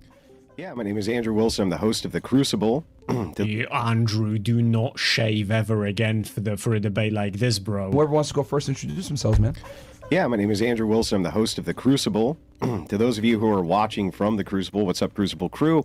Make sure to come over here, donate. I'm just going to turn it down a little bit. To Fresh and Fit. The reason you should is because they put this debate together, and we were able to do it in person because of that. So I think, I think Myron, you've like fresh off a. Yeah, like got right out of a plane, came right into the studio. 30 minutes ago, man. A debate. So, so yeah, he made it happen. That was great, and so come over and show a little bit of love to Fresh and Fit. I'm Hazaldeen. Generally not true, and that was not the case in Phoenix. It's a modern website. It should be more than capable of dealing with usage spikes. I get you, Chido, but could it be my head law? You don't have game on stream? No, I know. I'm just looking at I'm just trying to remind myself of like the settings and shit. I'll pull the game up in just a moment. The host of the Infrared Show. It was a political live streaming show that was mainly on Twitch before I got banned, moved to YouTube, and is now on Kick. I'm also the executive chairman of the American Communist Party, which is a recently launched communist party that consists of myself, Jackson Hinkle, the Midwestern Marks crew, and several others on the executive board. That is some nightmare blunt rotation, bro. Az and Jackson Hinkle in the same room together? Fucking shithouse. And, is that where you did that recent speech? No, the speech I did was in Dearborn, and that was for the Institute for a Free America, which is a different thing. Okay. So I guess the audience wants to know, what's your stance on communism itself? Me or? Yeah. Well, yeah. Unless you wanted to mention in your opening statement. No, it's okay. I could get into it. Yeah. So I regard. I'm sorry. There's just something entertaining to me about asking the chairman of the American Communist Party, how do you feel about communism, though, bro? Myself as a capital C communist, which is the real deal, a real type of Marxist-Leninist orthodox, just as in the Soviet Union with Stalin, and China with Mao, China today, communist states in general around the world. And typically this is something that is foreign and not very prevalent in the Western countries, in the United States in particular, because here the self-identified communists are mainly just liberals who are becoming increasingly radicalized in the direction of wherever the Democratic Party is going. So I'm a communist in the sense that, the communism in the sense of leading nations through industrialization and focusing on the development of the productive forces and, focusing on consolidating sovereignty and political dictatorship in such a way that can't be usurped by the interests of the capitalist class. So this type of communism is not very much... the history of it in the United States is limited. The golden age of the Communist Party here was in the 1930s, right? And then with the Cold War, the onset of the Cold War, the rest is history. They began to persecute them, and then they basically became irrelevant. And then that's his point, Ray. That's the thing, right? Has knows that knows that he knows it's extreme. He just wants to make sure that he's like even more extreme, like the big. Haz is a tanky, to the best of my understanding. Not just a communist. Haz is a genuine, legitimate tanky. Afterwards, you had the rise of liberalism, left liberals. You had so-called leftism, which was mainly based in students rather than the industrial workers that were the base of historical communism. So Jackson Hinkle and I and others, we represent a revived communist tendency in the United States. We're trying to restore something that has been lost in this country, which is a type of politics that's based in the working class, based in the interests of the common people, and which brings to the fore. I think I'm actually going to play a different game, because I've just realized I kind of want to read and immerse myself in everything in this game.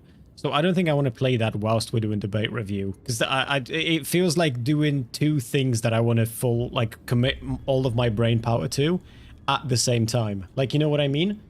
This is not. This is just not going to work for me.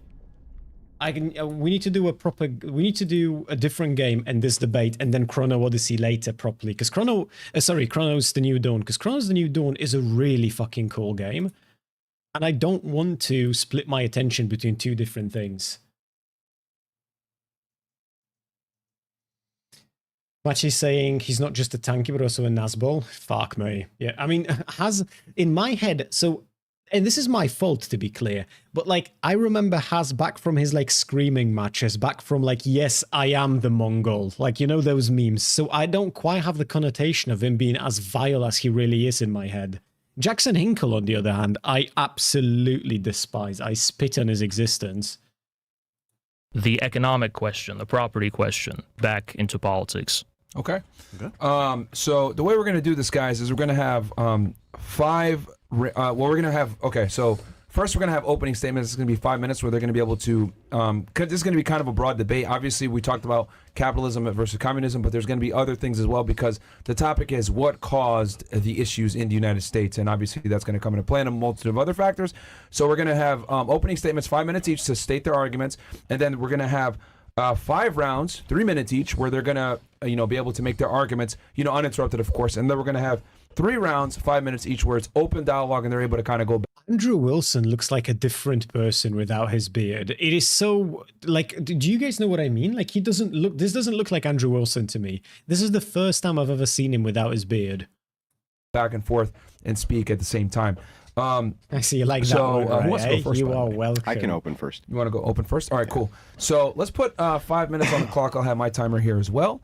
And we will hand it off to Andrew, and he'll make his first opening statements. We got to watch 2 bills on the side. Give me 1 minute. Yeah, bills will fire one up, but yeah, I'll keep mine for now. Okay, no shot Wilson shits the bed so here, first right? I want to thank you guys, of course, for hosting, and Haas for coming out here today. I've known Haas for a long time. Way back when I started streaming, it was around the same time he started streaming. I've always liked him personally. I just hate his politics, right? So I think that's a fair assessment. So we're getting to what is the root cause in America of the problem. It comes down to the founding of the Enlightenment principles of the United States, which in this founding of these Enlightenment principles, we had no American identity. There was no American identity which we were able to adopt. The egalitarian and Enlightenment principles have led to the current kind of progressive, I would almost say, zeitgeist that you see now. So to go through what these principles are for egalitarianism, the idea that all men are created equal, for instance, these are all Enlightenment principles. Now, Haas, he kind of adheres to a philosopher named Hegel. Hegel was part of the idea of many of these Enlightenment principles, in fact. I reject Enlightenment principles. Dude, Haz is just mugging him so hard in terms of the side by side. Wilson shaved when he shouldn't have. The shirt is a little bit ill-fitted. The hat is covering his eyes, so it looks like he's quivering a little bit. He doesn't exude the aura of confidence. And then has fucking infrared out of all the people. The tank top ape of Twitchpole is properly groomed. Got a little fucking flick in his hair. Black suit. Black shirt. Fucking staring into his very soul. At this moment, has marks on his left shoulder and fucking Stalin on his right shoulder, channeling the inner communism into his very soul. He believes himself to be a direct descendant of Mao. Categorically. Just and insane, I believe insane that, at holding frame those right Enlightenment now. principles are the direct route. Now, Look at him. That said, look at him. He's already I also think deconstructed that Andrew's entire Bolshevik argument. murderous Jewish communists killed the Orthodox king. They killed the Orthodox king in Russia. They did a Bolshevik takeover of the entire nation. I do think that this is part of what is considered a revolutionary spirit, and that spirit is alive and well inside of the communist ethos and ideology. And I think that communists often pretend that it's not, but it is. The idea of continual revolution. And that is part of the egalitarian principle of the United States, which was founded on revolution. So I think that this is a huge problem inside of this ideology. Now I'm going to move, because it's such a broad topic, I have to kind of move around a little bit. To kind of understand the central communist plot, the idea is, and Marxist theory is pretty broad, but the general idea here is a continual social revolution until we get to the point where we get it right, whatever that means. It first. Right? If stream lags a The little reason bit, I wanted to do this debate specifically with Haas is because what I don't want is I don't want traditional commie speak, and here's what I mean about this: it's language academic prattle that it will make relies it so on much communist better or somewhat linguistics worse. without You never know, actually madam. speaking plainly what it is that you mean to say. So what I'm asking Haas to do tonight for me and for the audience is to just speak very plainly. And the reason that I'm asking that is because, and you know this, there's tons of communists who do obfuscation by moving towards Marxist. This was supposed to be 3 minutes as well, right? I feel like he's already been talking for a little bit longer than that. Maybe I'm wrong. Principles, and they have distinct meanings which are different than the meanings how we see them in the commons. Example of this is freedom. Perhaps Marx has a distinct definition or way he views freedom, and I don't know exactly what that's going to be. I'm going to view it a different way. So I would like it to be plain speak and not typical Marxist prattle. So that's why I wanted to do this debate specifically with you. And now you kind of have the outline of how I view the world, why I view Marxism as such a problem and communism as such a problem, and what the root is of the problems inside of America, which start with egalitarian principles. I believe that communists take advantage of egalitarian principles. They always plan to take advantage of those principles to institute communism. And with that, I'll yield my time. Okay. All right. I'll put 5 minutes on the clock for Haas whenever you're ready. I'm not a big fan of semantics. I don't think anyone is. It obfuscates the ability to communicate words clearly and get the meaning across. However, I think an exception should be taken in semantically speaking for something that's actually not necessarily Marxism. Let's just begin with Christianity and the Lord's Prayer. Let's begin with the etymology of the word sin in Christianity itself. And scholars will find that etymologically and linguistically, they'll find that the word sin can be traced back to debt. And the Lord's Prayer, which says, forgive us of our sin, and Jesus, who announces in his first sermon, the Jubilee year, which was a cyclical tradition among the Jews to cancel a debt every so often. The core of the whole thing was about debt, and that's what really my view about the chief contradiction or the problem of America stems from. I mean, we could go to the Enlightenment, and defining exactly what that is, I think, would be difficult, although we could use Kant's definition and so on. But in my view, the root cause of America's decay and the root cause of America's problem is actually very simple. It's debt. It's the fact that our total liabilities have far surpassed our assets. There is no way that the total national debt in the United States could ever imaginably ever be paid off. The amount of personal income, household debt that Americans have could never be paid off. And we are faced with a problem where the debt is being... Sort of, Matt, but I feel like Has is sort of anti-democratic. Actually, no, I was gonna say Has is anti-democratic, but Wilson isn't. And then I've reminded myself that Wilson's other name is Big Papa Fascist. I don't think Wilson actually likes democracy all that much either. Never mind, disregard. Used as a pretext for the 1%, an extremely small minority of exploiters and capitalists, to gobble up and seize all of the assets and all of the wealth of this country on the basis of them being collateralized in the first place. So, to me, the real root cause of the problem is that we are being held to an economic principle, namely the strict kind of the narrow terms of a very ruthless form of capitalism, and we're being crucified and penalized for having basic economic needs that we need met, not only at the level of public spending, but at the level of individuals who need to get by and make a living for themselves. And just because of that, they're being punished with endless and self-multiplying and unpayable debt. And to me, communism, if you want to simplify it as far as how I see it in this country, communism means canceling the debt. This is precisely what... That's actually a really... I did not expect... I thought Has is going to, like, ape out immediately. That's a very, very good fucking way to ground communism for anyone who might be listening, if you just present it as a way to get rid of debt. I'm sure Wilson's going to start poking holes in it in a sec, because that's... It's not quite that simple, is it? But it's a good way to appeal to normies, right? It's like you present it as something that we all have a problem with, which is the way how the society is constructed, in that you are constantly in debt. What those murderous Bolsheviks did, which is what incurred the response of every... Yes, madam. Yes, it is. It absolutely is. Especially from Has. But I'm hoping that we'll get to a point where they start yelling at each other, because these are two short-tempered people. Great power on planet Earth invading revolutionary Russia in 1917, 1918, because what was Lenin's first act? He canceled all of the foreign debt. The Tsar had accumulated all of this debt from the French banks in order to finance the limited extent of industrial development that he was partaking in.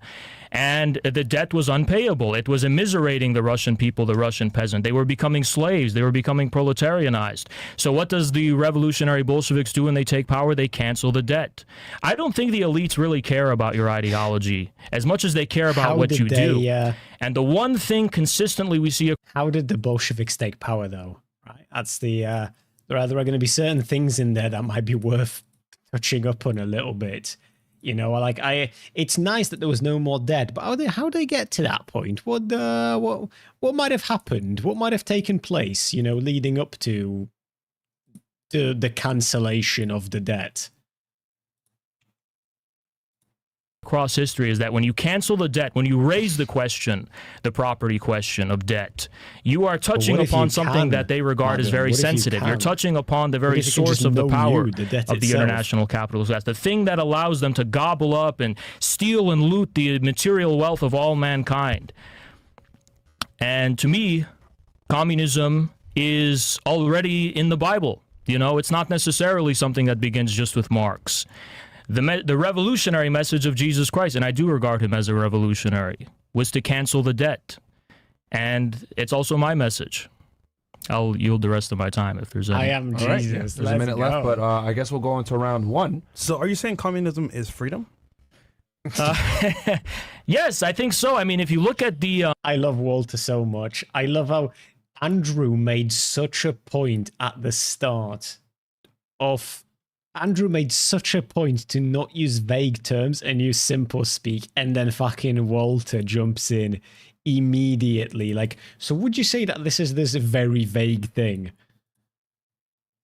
God, these people are just the Liberty Bell. It uses a term, a Hebrew term.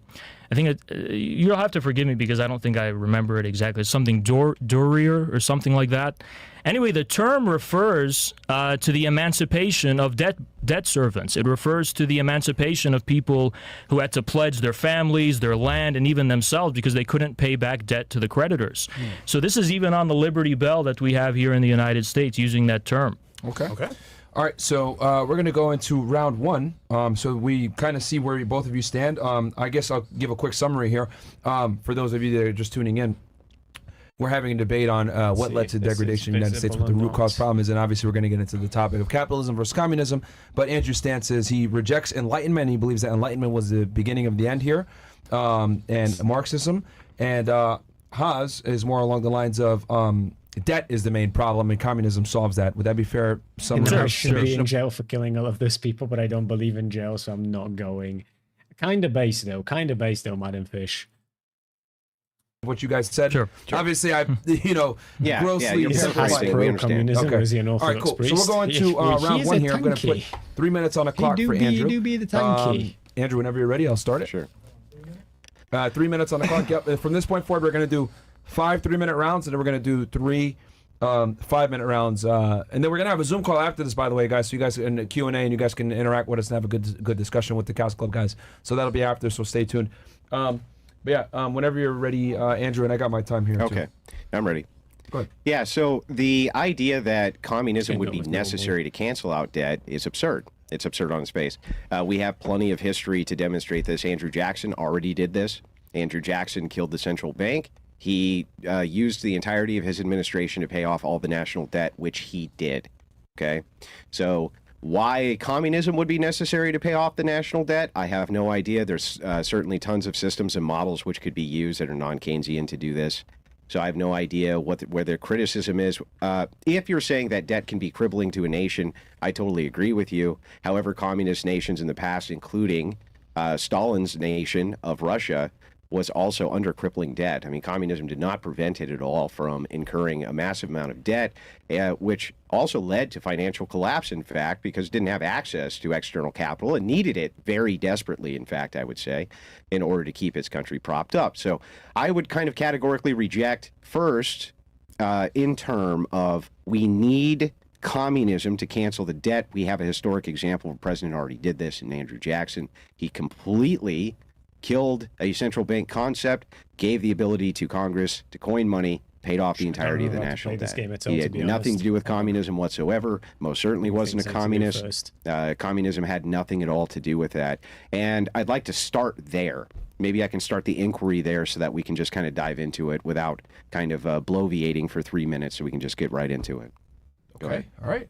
I'll put 3 minutes on the clock for Haas to respond to that.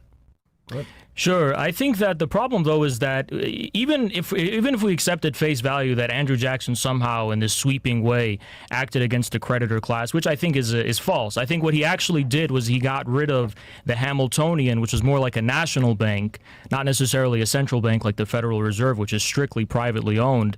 And that could also be interpreted as a pro-creditor move. But even Andrew Jackson, what is he regarded as historically? He's regarded as a populist, right? So what communism and Marxism will often talk about, politically speaking, is that society is divided by a class struggle. And if you want to act against the interests of creditors, you have to have your base of support somewhere. And if your base of support is not in the people who have all of the money and have all of the resources and have all the wealth, it seemed like at face value you're going to be screwed. But actually, the multitudes, the majority of people, the working class, that's a base of support that could be relied upon to achieve goals that are in favor of them, right? There's more of them. Numerically. So that's an advantage that can be drawn. So part of the historical class struggle is always this struggle between a ruling class and the masses, which are part of a different class, right? And in the case of Andrew Jackson and other cases of populist leaders, I mean, for example, even the Farmers Alliance and the Populist Party, they were calling for a cancellation of debts, and they weren't Marxists and they weren't explicitly communists. But as long as they're unable to scientifically understand the ability for their strategy to work and succeed, as long as they're unable to understand the dynamics I just mentioned, that it's a class struggle, that you need this reliable basis of support, inevitably what's going to happen is exactly what did happen in American history. The creditors will return. Again, this is off of the premise that Andrew Jackson was an creditor president, which I disagree with. But even if we assume that was true, it's clear that the way history played out was exactly the opposite. It's clear that the banking class, the creditor class, actually emerged here in the United States from the indigenous industrial capitalists that were promoted already under Lincoln, right? So I would respond basically with, well, why did the debt come back if it was so simple? Yeah, so... Okay. Yeah. I will go... Okay, so that concludes that round one. We'll go ahead to round two. I'll put 3 minutes on the clock again, and go ahead, Andrew. Yeah, so I mean, this is going to be a continual struggle as long as you have leadership which wants access we're gonna get to the to back and money. forth quite soon. The only thing that they can do is offer up their people as a form of credit for that money. That's the only thing they can do is offer up the tax base as a form of credit. You know this, and I know this. This is the way that all nations basically back up what they need as far as credit for their nation. They're going to put the taxpayer as the kind of collateral for whatever the loan is that they need. So the reason that this is kind of occurring again and again and again cyclically, I would actually say that this is due to egalitarian principles. So this idea where you're taking humanity out of this, I think that what happens with egalitarian principles is they form small microgroups. These microgroups then have their own assessed and addressed interests. And once they realize that they can raid the treasury via the vote, once they realize that they can vote in their own interest to steal your money, whatever these groups are which formulate, they will do that. We'll see if it carries on as that, Chinchilla. Of I think, we're only just democracy in and of itself and egalitarianism in and of sec. itself. Communism does nothing to solve for that. How would communism, absent a central authority, where it was some type of totalitarian dictatorship, I do not understand how communism can actually solve for this issue. If you're going to allow people to participate in any sort of democratic process whatsoever, and you're going to allow them to participate in any sort of government process whatsoever, they're going to have to be able to vote or somehow participate. Once they realize that they can steal, Group A can steal from Group B via the vote, they will do so because Group A will always outnumber Group B. Group B will always outnumber Group C. They can always vote themselves Group A, B, C, and D's money. All you need to do is have the numbers. Communism, this was known, was a big problem with.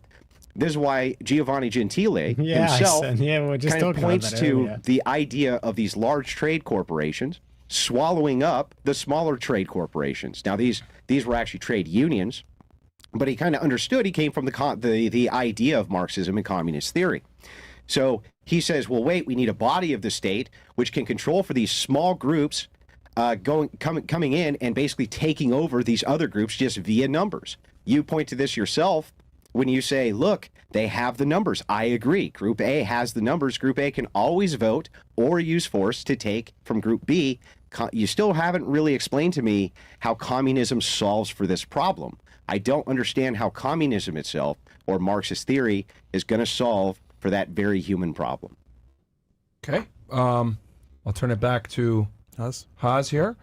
I'll put 3 minutes on the clock, and whenever you're ready.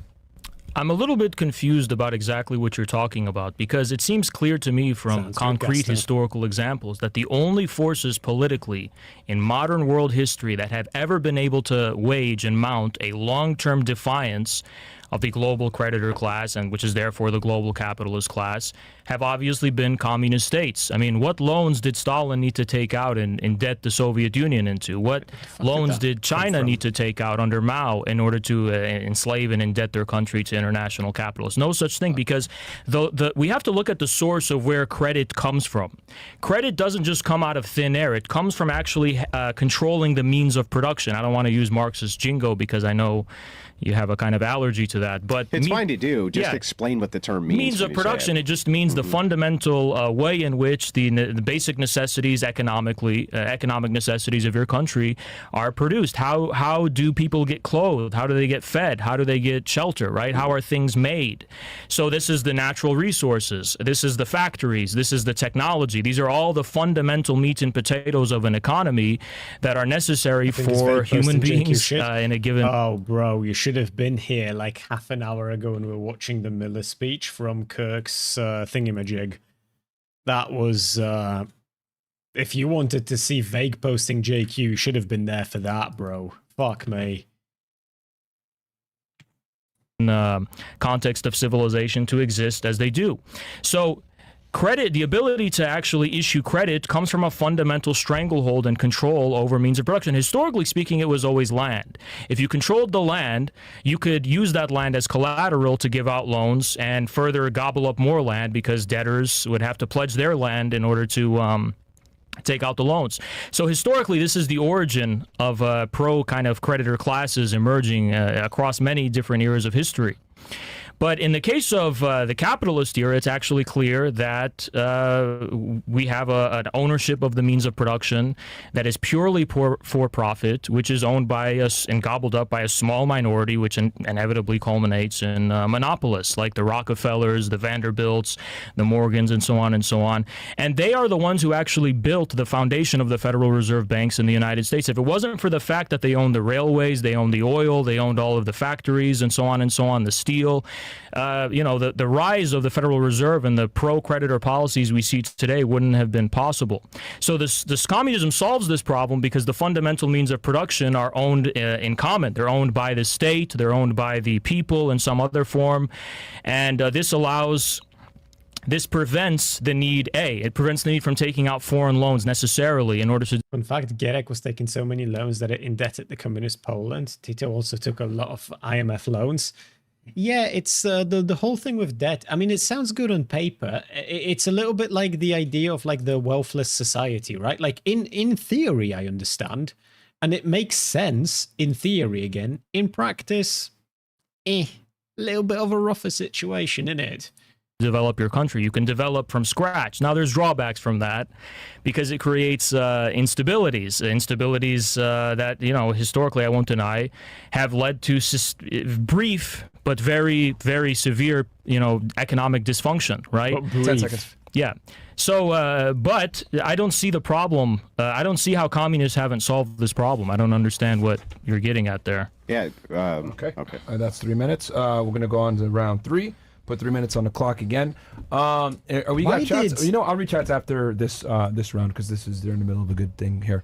Just out of curiosity, because this is from a year ago, what made Fresh and Fit host this debate?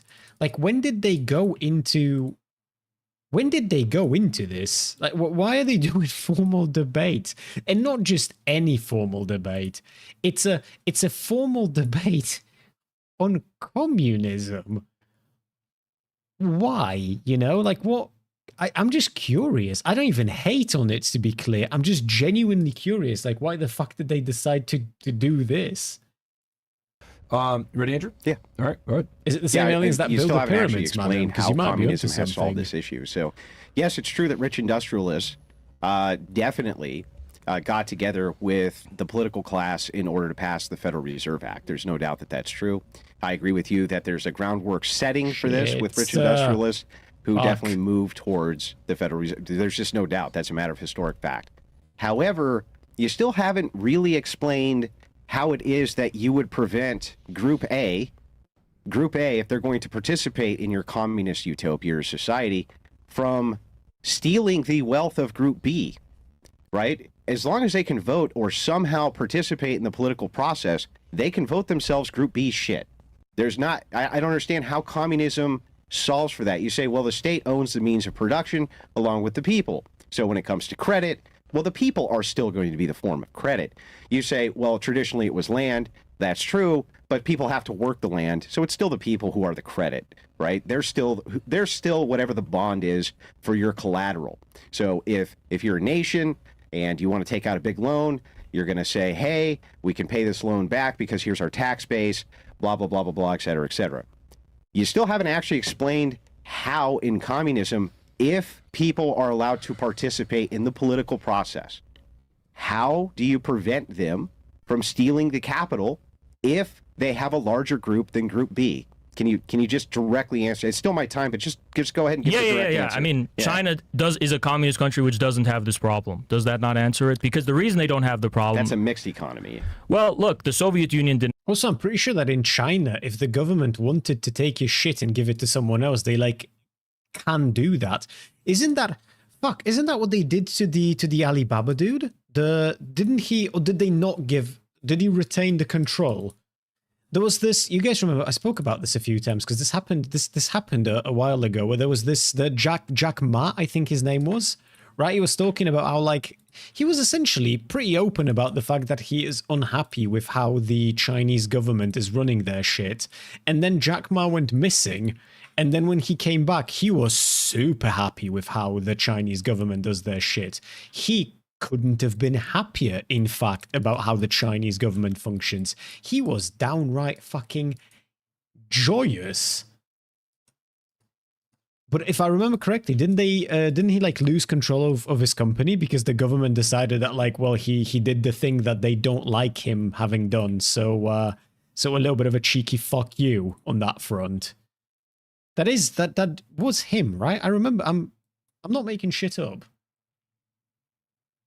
When will they start making out? Hopefully in the next 15 to 20 have that problem, and neither minutes. did China, because in order for different private groups to constitute themselves as separate political interests, they weren't allowed to participate, though. You're right, precisely. That's the meaning of proletarian dictatorship. You have a one-party state. You don't allow different groups and private interests to constitute themselves as a political so you want power. Authoritarianism, ultimately. Absolutely. Yeah. So authoritarianism under a single person.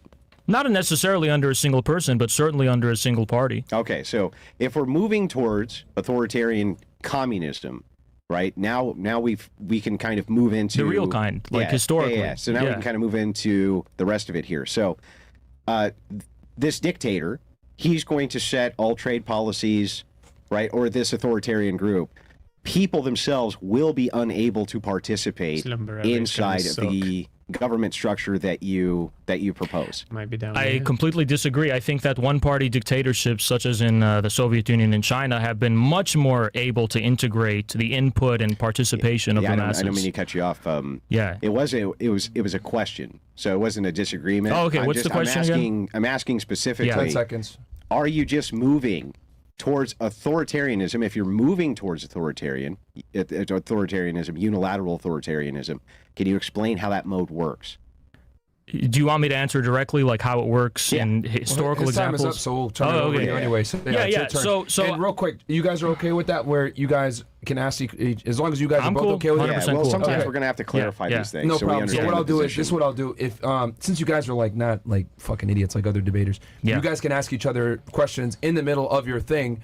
And it'll count for your time, right? So that way we'll keep it fair. But you get like clarifying questions and stuff like that. This is a complex topic, right? All right, I'll turn it right over to you, man. 3 minutes. Go ahead. When you just have a single party, which is based on the single purport that we want to increase the prosperity and serve the common interests of your country, then there's no more negotiation and political debates about like what the goal should be. Everyone's on the same page that the goal is about serving the common interests, serving the people, increasing the productive forces and the wealth, and so on and so on. Now that you've set that goal about, the question is, how do you acquire the input and the data from below, from the people who are the least assimilated within the party's power structure apparatus, in order to make decisions that are popular and reflect the sentiments and the reality, more importantly, of your people, right? Well, for example, we have historical examples that show how this would work. In China, at the lowest, most rural, smallest village level, you have party members that are there, that are leaders of their community, that are getting input from their community, that are actually accountable to their community.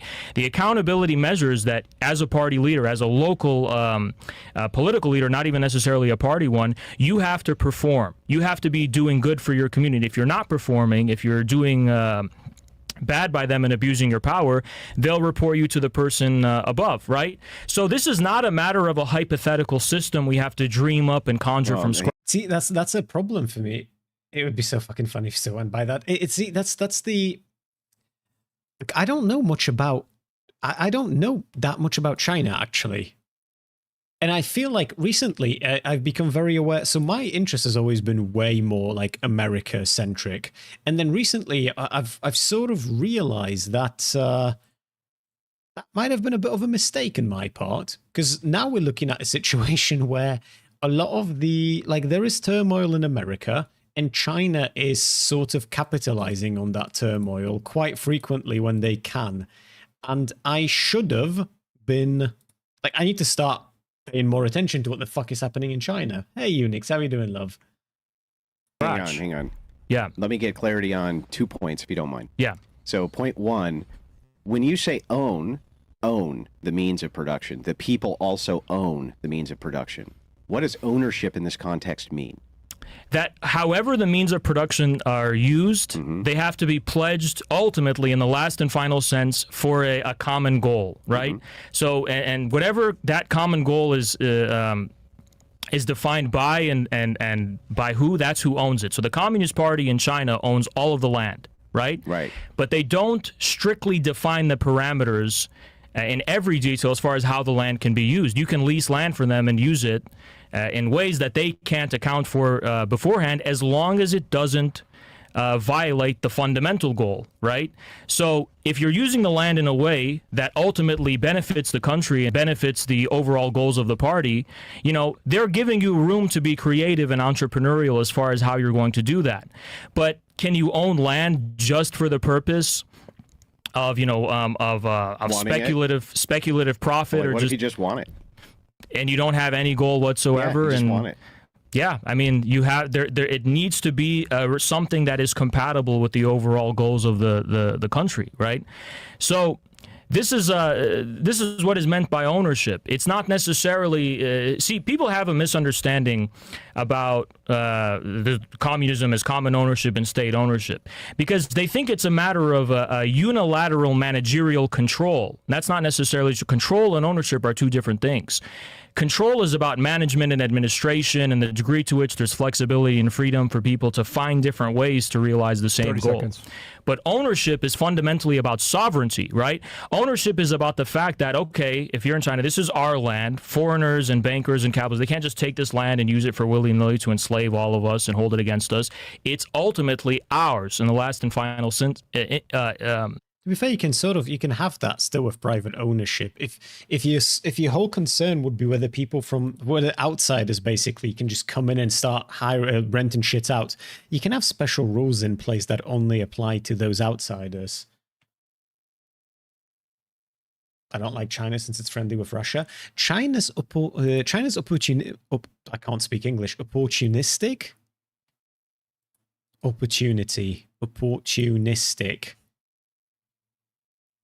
What in the fuck is going on with my tongue right now? Opportunistic, right? That is the word. That is a word. Am I having a stroke?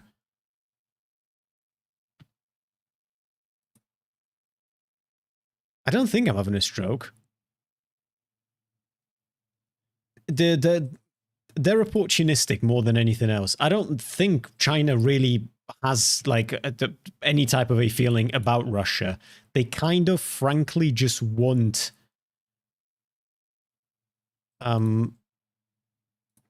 they kind of just want to trade with people, and they want to advance their own agenda, and I don't think they really give a fuck about anything beyond that.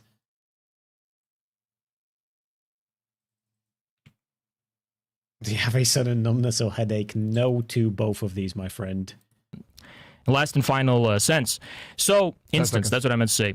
So, sorry. No, that's fine. I added 30 seconds extra because he asked you a question in the middle. Okay. Yeah, that's why I added more time to you. That's time right there. Yeah. But did you want to finish your thought before I... I was going to say... You're talking about the difference between controlling and owning land. Ownership is about sovereignty. It's a sovereignty question. It's not necessarily about administration and management. Okay, fair enough. I'll put 3 minutes on again.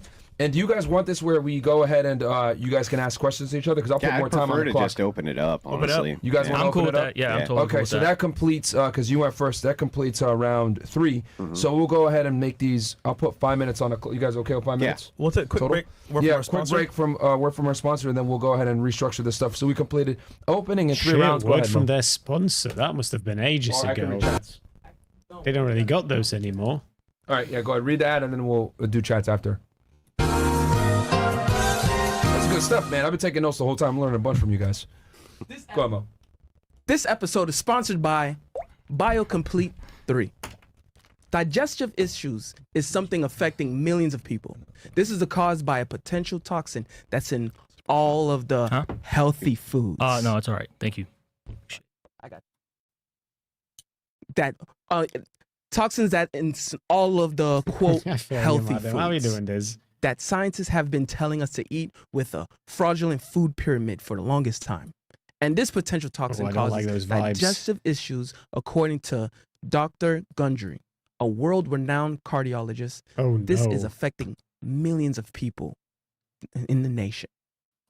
Warning signs include weight gain, fatigue, and digestive discomfort, and stiff joints. They're promoting the shitting pill. Wait, are they? Voice chat real quick. What's up, Diz?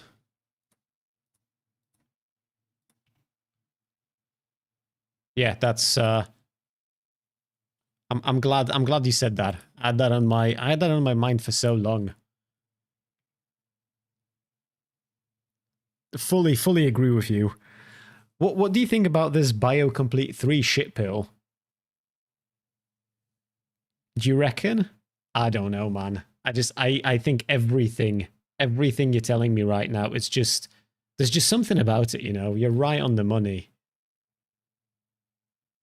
The last time I heard something this intelligent, I need you in voice chat with me more frequently, you know? Like, finally. Hey, I didn't know I was muted. Hey. I know. How you Sorry, doing, I'm driving. I just wanted to tell you, it's opportunistic. What is? The word that you were trying to say, opportunistic. When? When you're talking about China and how they, you know, they're opportunistic. I have no memory of that. That was like Are you sure 3 minutes ago. Are you sure? Yep. Are you not Yep, watching you're having a hard time. a different stream, maybe? Nope. I'm definitely watching your stream. I don't know. I reckon you might be having a All right. stroke, mate. Alrighty. It's opportunistic. Have a good day. Take care, buddy. Fucking destroyed him twice, Chad. Absolutely fucking annihilated. Girl bust him like it's nobody's business. Whoa, Boyo got absolutely decimated. I don't remember how to play this game. I don't remember how to do anything, frankly, that I think I need to be doing here. Like, I think I should be building more of these food huts, so I've got food. Because I need more food to go around. And then when I've got more food, I can build other shit.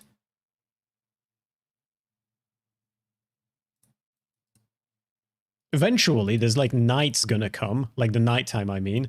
And then when that happens, I think there's gonna be a lot of enemies that come at me at once, but I don't remember where the fuck they're gonna come in from. So I don't know where I should start building walls and shit, because I don't really know where the enemies will be. Endless Legend 2 is out. I don't even know what game that is. Kidnap, Kill, Girl Boss. I don't know about that one, MacFisted. I know about And that skin one. problems. Dr. Gundry explains, these side effects are often mistaken for normal signs of aging because digestive Poop issues pill. develop usually over a matter of years, even decades. I can assure Even you decades? that the damaging is probably caused there's nothing by more these down here. health foods, and it's Can far build a from whole normal. bunch of dwellings. The good news is you can easily fix the problem from your own home. And it's very simple. Go find this yourself at gutcleanseprotocol.com/studio. Bro, That imagine is naming your website Gut Cleanse Protocol. gutcleanseprotocol.com/studio. What is this? Click the link in the description below the video. And remember, gutcleanseprotocol.com/studio. And thank you, BioComplete, for sponsoring this episode. I'll read some of the chat and then we'll get back into it. So we completed a opening round, right, where they gave their stance on everything.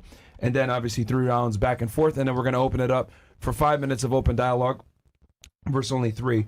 So it'll be a total of 5 rounds of open dialogue, 5 minutes apiece. And you guys will be able to kind of just have dialogue. Because you guys have pretty much established your This sounds like one of those ads from Simcopter radio stations.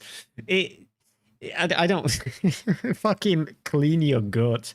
That needs to be. We need to add that to the list. Like, wash your balls. That's the Jordan Peterson one. Clean your gut. We need something. We need a third one. Wash your balls, clean your gut. But we can't force it. It needs to come naturally. The reviews aren't great. Well, grounding, and now it's more about like clarifying the other's position so they can eh? respond to it. So that makes more sense in this situation. Got to be fluid, right? We got here, Myron. Have you heard about Telegram CEO getting arrested for not moderating in individual chat groups? I know, bro. It's fucking crazy. What will this mean going forward for FNF Telegram group? Well, we still got our Telegram group, but it might have to move to Signal, man. This is wild. France is a failed nation. What else we got here? Eggy goes, WFNF for having such great content, especially this year. We got you guys. Always the best when Wilson is on the pod. W. Andrew, WFNF, God bless. So where are the beads at? Fucking beads. Yeah. Okay, that's from Como. The beads. I told you, Mo, the beads. Which, speaking of which, by the way, guys, we're going to actually have Haas and Andrew on tomorrow. We're going to do FNF News tomorrow, guys, okay? And we're going to be... Mo, shut up, man. God damn, let me say what I'm saying. Yeah, so we're going to go ahead and have FNF News tomorrow, guys, with Haas and with Andrew Wilson. Maybe we'll get Jackson Hinkle in here as well. It'll be a good conversation. And then, obviously, Wednesday, I think we're going to go ahead and drop the damn I don't think it will be a good conversation, So we're going to do the debate tonight, Jackson and then FNF Hinkle's News will be involved, tomorrow, guys. Communism will win. Stop crying. Be men, okay? That's from Janner. Myron needs to check his ears. Mo spoke fine. Okay, disquiet. What else do we got here? Anything else? Oh, okay. Beyond Serapin, he goes, what does communism have to say about morality? Communism being a strictly materialistic philosophy, what's to stop degeneracy from developing in your communist utopia? All right, we'll get into that probably during the debate. And then we got what Haas means by brief economic disruption is the single greatest loss of human life in recorded history caused by mass famine. True. To be fair, it's complete nonsense. China had cyclical famines regularly all the time before communism. So much so that nobody even noticed it. Nobody cared. You know, it's like in Africa today when we know everyone's starving, but we somehow don't attribute this to capitalism. We just say, they're starving. That's how it is. Okay. What else we got here? All right. Cool. So we're going to go ahead and put 5 minutes on the clock, guys. And we're going to go into more the open dialogue. Yeah, we'll start with, I think it's on Andrew. Yeah, so that was a weird fucking I appreciate you explosion opening it up, too, because some of this requires a lot of clarification so we can get to the heart of these positions. Sure. And you're welcome to ask me whatever you want. And if you think military training whole thing, you have a point that needs to be clarified and you need to cut in, I'm not going to take any offense to that. Okay, sure. Yeah, so to kind of dive in here, I did notice food? something of a contradiction, and this is why I'm focusing on the ownership portion, what you mean by ownership here in the means of production. To me, ownership is this belongs to me, the individual. You're making kind of a different claim here. I think that ownership of property is a way to exercise power. And I think that you're trying to control that exercise of power at the individual level. And perhaps regulation could be good for that. But can you just clarify one more time, because we just had the break, what you mean by ownership here? Because when you gave the example of the Chinese, you said, well, wait a second. What can happen is they have a rep, and if the rep isn't doing, or that's the right thing, they move to the next rep. That's just the ability to get people's input in the political process, not necessarily the fundamental ownership. The ownership is that all of the land, for example, in China, is either owned by the state or it's owned by the cooperatives at the village level collectively, and they have the power to lease out the land to whoever they want. And these leases are never permanent. They're a few decades or something. Maybe partly owned by Vivek. Speaking of Vivek, the fuck happened to him? Is the boyo still alive? Did he die? I can't remember the last time I heard anything about Vivek. Was he just fucking put to the side, basically, because, you know, more important people sort of were there. Because I do not remember at all. Like, I don't remember the last time I heard anything about him. Dude, that pikeman is fucking destroying these. Kind of don't like him being here on his own, but we'll make do.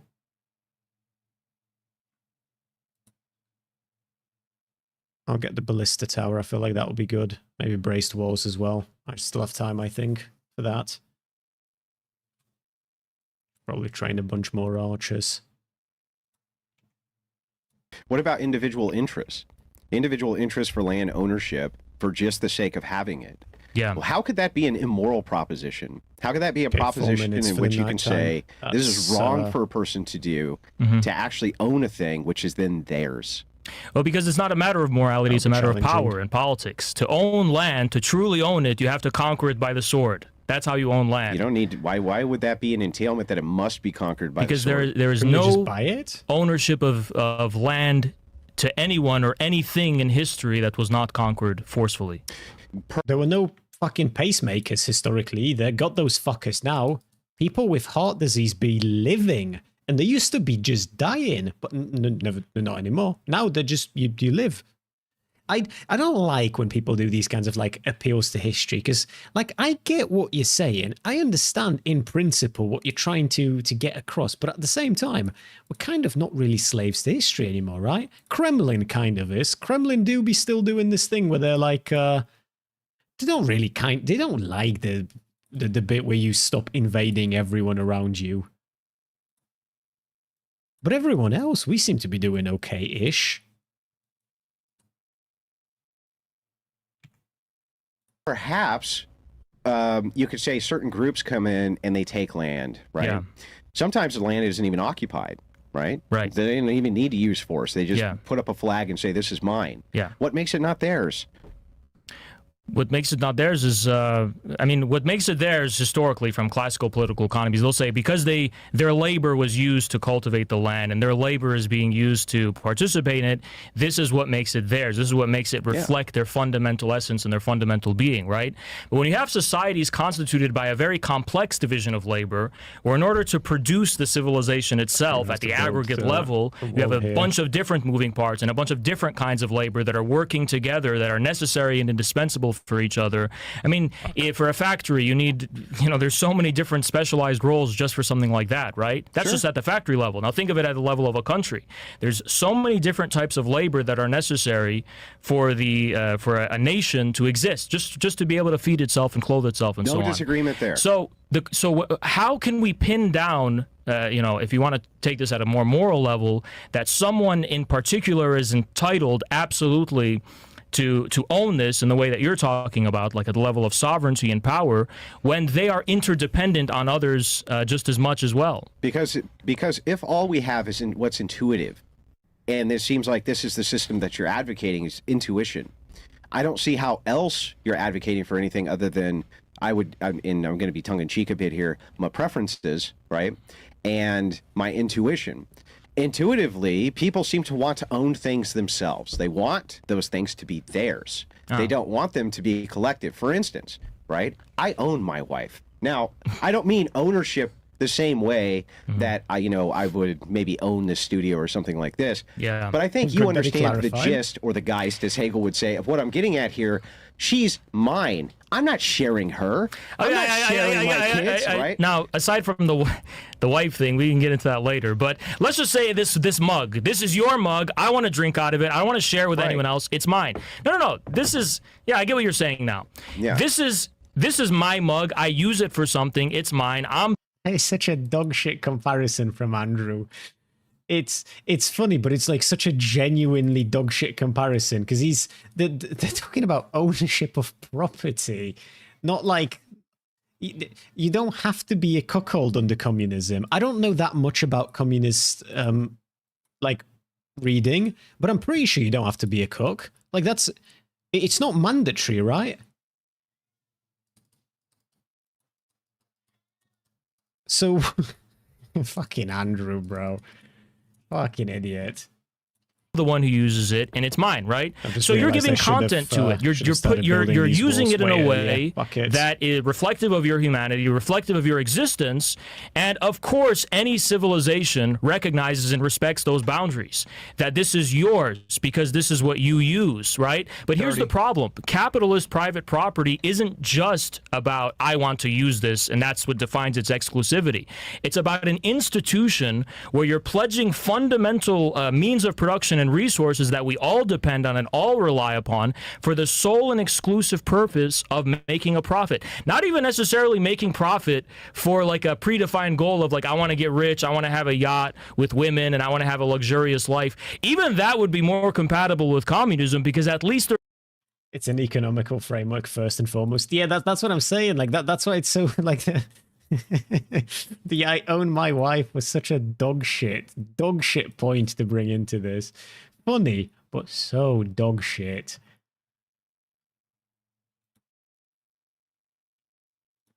God bless him. Andrew views women as property, so maybe. I mean, maybe they'll get to that, but I feel like even he would draw a distinction between property woman and property house. You know, like even Andrew, I feel like would, come on. Even Andrew, you know? Even Andrew. Like, come on. I don't know if I have enough of, like, fucking defensive line in here to manage against what's coming. And I've just now realized that, yeah, that's going to be fucked. I don't know how that would work, because even if it's proper, yeah, it wouldn't be yeah, there's a goal exactly. that's human at the end of it, right? But the capitalist system doesn't have human goals. It's a maddening process of capital just self-expanding blindly, only for the purpose of profit. And that's 5 minutes there. I was going to just let him Can get we his thought. extend it for a minute? Yeah, we can.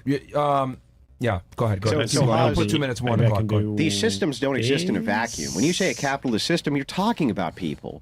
These are human beings who are at the heads of these systems. I don't believe that just because you're a capitalist, you're a monster. Of course, you don't believe that either. No. Nor if you're invested in a capitalist system, you're a monster. No. Clearly, though, people want to individually be able to have at least some autonomy. Law, right? Law of yourself. To own things which are theirs, and they share with Spanish nobody. now. It's not yours. It's not to help you. It's not to do anything for you. And you can go fuck yourself. But that's just a personal use. That's for personal consumption. Yeah, but the thing is like, why is it that would in any way? Well, but hang on. You said when I asked about private land ownership, you said no, you can't own that unless it's benefiting somebody else. No. Okay, there's a misunderstanding there. Okay, I can clarify. I'm talking about, for example, owning fundamental means of production that like everyone relies upon, right? And you just saying, I want this just because I want it for no reason. Yeah. Well, that's if you want it just because you want to use it exclusively, that's still a reason, right? That's not for no reason. That's not an arbitrary thing. There's civilization, and it varies by what civilization we're talking about, recognizes boundaries by which, privacy of the individual is recognized. See, this is the thing that I think is so difficult, and I think this is maybe the language stuff you were talking about earlier, that, Marxists are obfuscating language. Well, it's because things didn't always mean what they mean to us now, like private property. We think of private property, we're like, this is my lawn, it's private property, fuck off and don't come on my lawn. Like, oh, that's private property. But in reality, the private part of private property wasn't that it was an exclusively individual or human use. It was that this was institutionally cast off for a reason that is totally antisocial, totally incompatible with civilization. Culminating in capitalism was just money for money's own sake. Well, can you give me an example of what you mean when you say this? An example of private property being utilized this way when you say, well, what it actually is. I would say when banks own so many homes that are meant for people to live in, just for purposes of speculation and just for purposes of generating fictitious capital and fictitious profits that are not even productive. This is exactly what I'm talking about. A bank owns an asset. Well, hang on, I'm sorry. Yeah. Let's back up. I'm talking on the individual level. Before we get to the corporate level. That's the beautiful thing about what I'm talking about here. That's the kicker. We tend to think that capitalism promotes individual ownership and individual autonomy or whatever, but the opposite is true. Capitalism has led to banks owning everything, not individuals.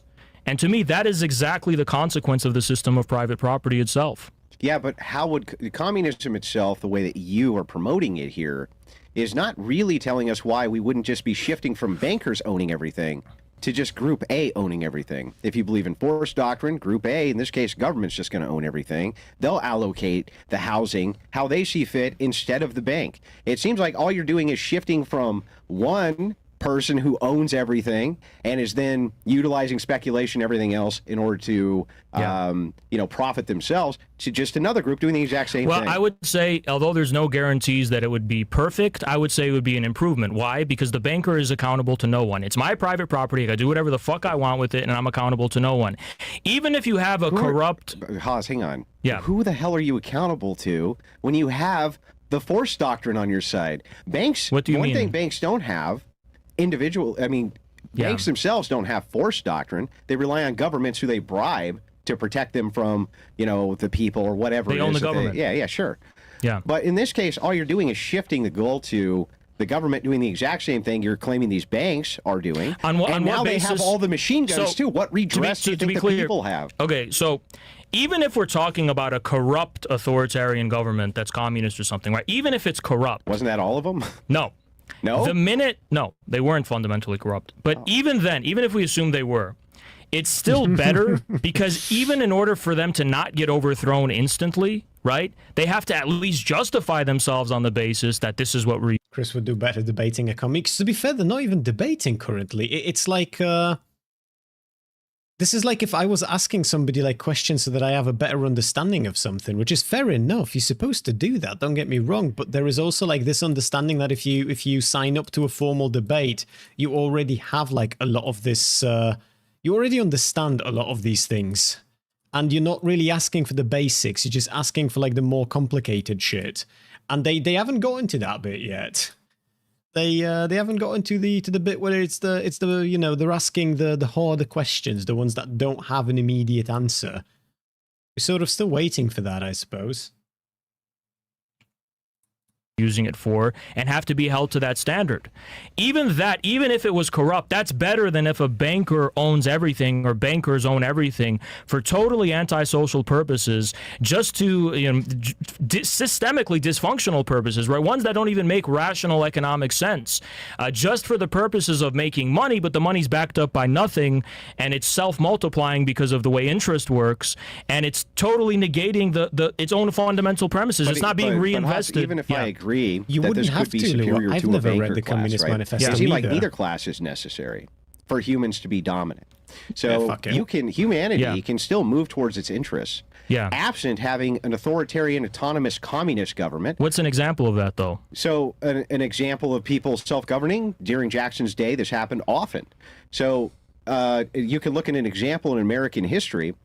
Often this was the case that people self-governed, especially around land ownership. Now, you talk about people who bought up large swaths of land. That's true. But originally, you have to remember that was done away with as well. You could not buy up X amount of acreage if it was outside of the public use. So the reason for this is they wanted to stop those monopolies from happening. So I agree with you in this sense that it's okay. But they happened. Under communism, the same exact types of things happened. Like what? Like what do you mean? Like the government now, you just have shifted the means of ownership. But when has this happened under a communist government? What? Which thing? When has a creditor? If I went on a podcast with this viewership, I wouldn't agree on a topic like communism. Like I would want it to be way the fuck more narrow. Like, what debate is this, Like, we're going to debate communism, full stop. Like, what does that mean, though? Like, what do you mean?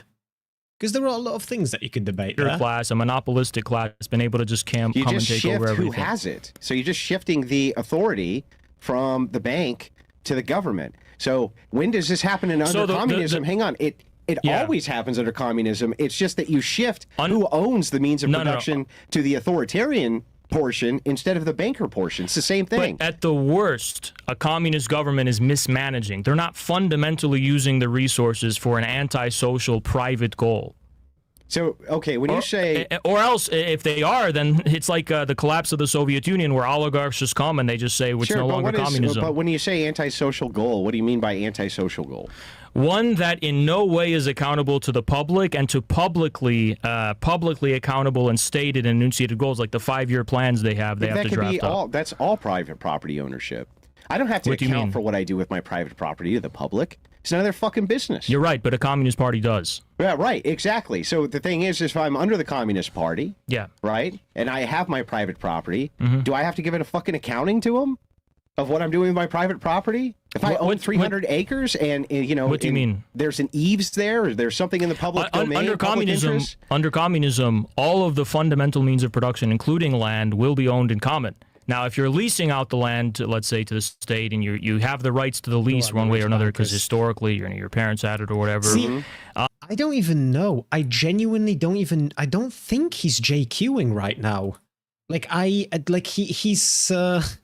I think he's genuinely asking questions for like the very basics of how communism works. Like, I genuinely don't think this is even JQ territory. He's just very new to this topic.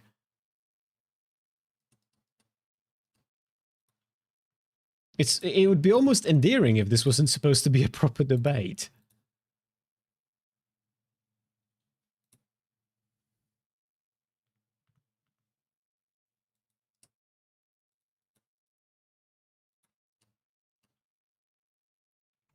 Maybe jump further in. Yeah, let's go to this timestamp, see what happens here. And I need to know what you're basing this on other than your own intuition.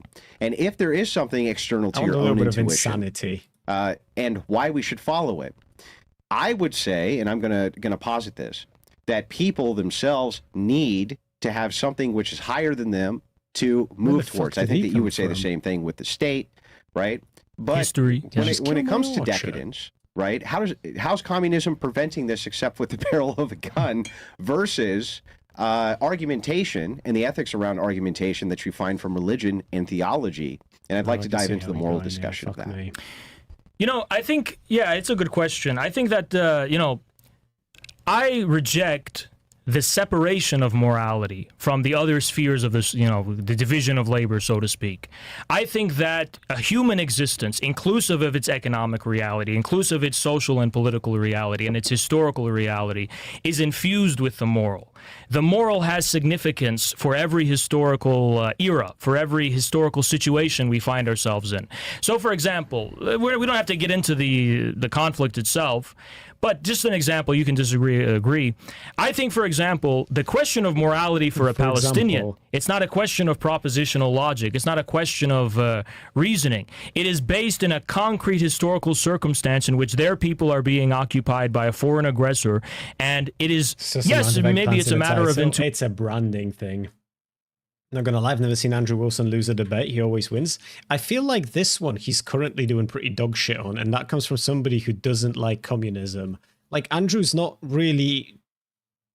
They're not even having... Like, this isn't even a debate. Although, I feel like Andrew's lost quite a few debates, I feel like.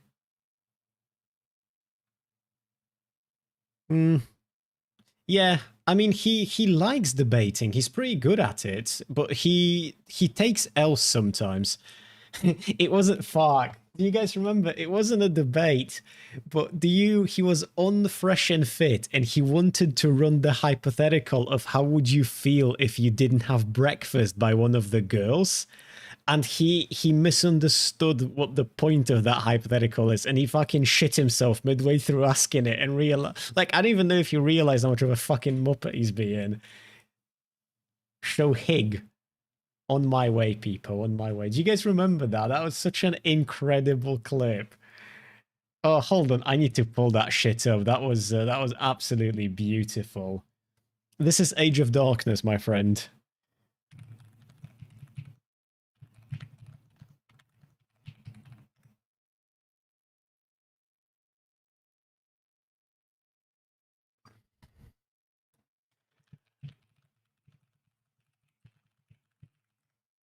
Oh, that was so good. That was so good. You guys all understand you guys get fuck, the only clip of that I can find is on Destiny. You know what the most embarrassing... Hold on, fuck off, Destiny. I just want the clip. That's all I want. Just the clip. I don't want nothing else from you. Just the clip. It's so fucking priceless. It's so beautiful, man. If you don't mind, just the last one. How would you feel if you didn't eat breakfast this morning? Me? Yeah. I didn't. Oh, no, she answers, I didn't. Okay. So the goal of this is to see if somebody could consider... Yeah, we all get the goal. Shut the fuck up. Does anyone have the clip without Destiny yapping over it? Didn't. Yeah. How What do you mean? How would you feel if you didn't eat breakfast this morning? How I feel right now because I didn't eat breakfast this morning. Okay. Yeah. Thank you. I did have... It's just all he had to do is ask, well then how would you feel if you did eat breakfast? But like he genuinely doesn't understand what the point of this hypothetical is, so he's just shit himself. It's such a good show of somebody who's not as smart as they let on. But it's the clear moral path, which is to resist, right?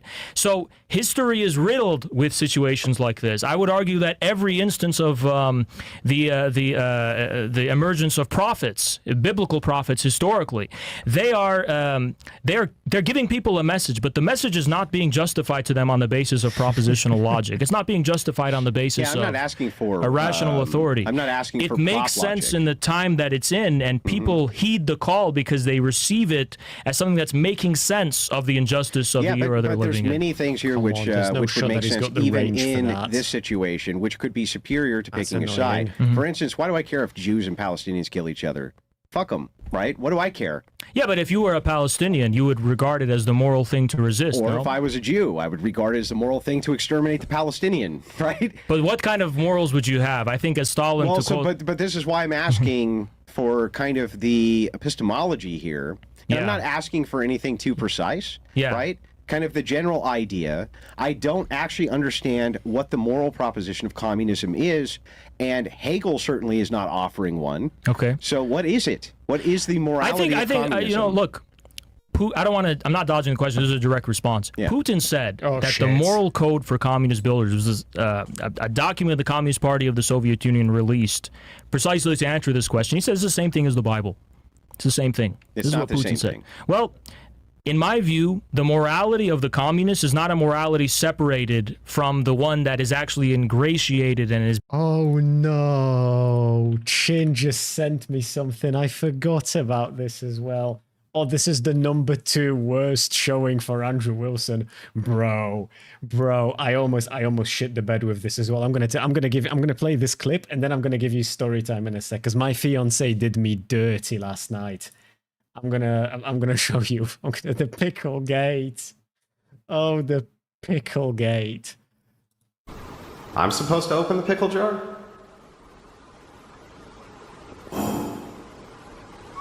I gotta grip it. Uh-oh, Andrew. If you can't open it either. Your hand greased the whole top of it. Literally slippery. Sorry, have you seen I'm supposed to open the pickle jar? Another opportunity with... Grab me a paper towel so I can dry the top of it off. You're the big, strong man. There you go. Come on. I can't grip the fucker. Like, I gotta have a way to grip it. I gotta grip it. Try it. You fucker. Oh, no. Bro, that is so embarrassing. And after you've just had the feminism debate as well, to have the big, strong man come in and open the jar of pickles for you. Oh, no. Oh, no, Andrew. I'm supposed to open the pickle jar? I'm supposed... The pickle gate.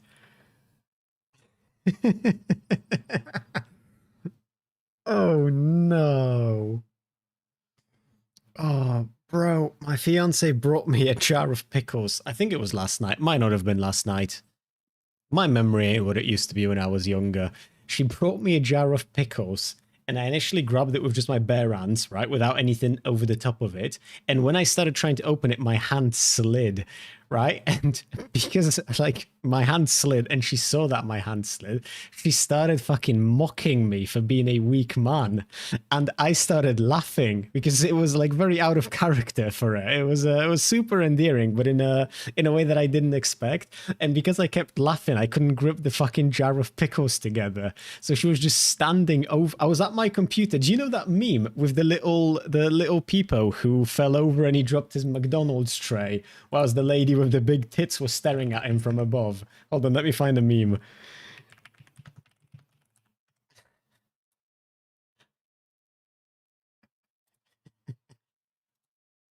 Hold on. It's this meme. This meme is what I was looking for. That was me last night. And she wouldn't stop mocking me, and I couldn't open the fucking jar of pickles, and she just kept laughing at me for not being able to open it. It was just so, bro, at one point I started getting fucking rage baited because we both got stupid and we started laughing at the fact that I can't open the jar of pickles. And because I kept laughing, she kept laughing. And then I would look at her and I would start laughing and I couldn't fucking grip the jar because I had like fucking tears in my eyes from the laughter because of how stupid it was getting. And it got to like, for the first like few minutes, we were just cackling, but then I started getting fucking frustrated because I couldn't open the fucking jar and she kept laughing and I was getting rage baited. Now I finally opened it in the end, so I established dominance, but I've never fucking struggled with a jar of pickle like that in my life. And she just stood above me, staring down, mocking me. Fucking years of supportive relationship was about to go down the shitter because I was about to lose my fucking shit, man. But I opened the jar. I opened it. That's how fucking fragile relationships in the 21st century were, okay? I was ready to, bro, fucking the second minute in, when I started getting rage baited and I couldn't grip the fucker properly, I started thinking of men going their own way, the incel movement, that, you know what, maybe it's time that I flew out of the nest and made something for myself. I started picturing in my head that maybe I need to do what Creed did in Creed 2, which is go to a fucking deserted area and start training with big roided up dudes, because like I failed generationally at that point. How in the world did you come to a conclusion that the shadow in that picture is of a large-breasted woman? Because there is a different version of this meme. There is a different version of this meme where it's like a lady with big tits that is looking at the Pepe. And that's the one that I remember. Hold on. I'll see if I can find it.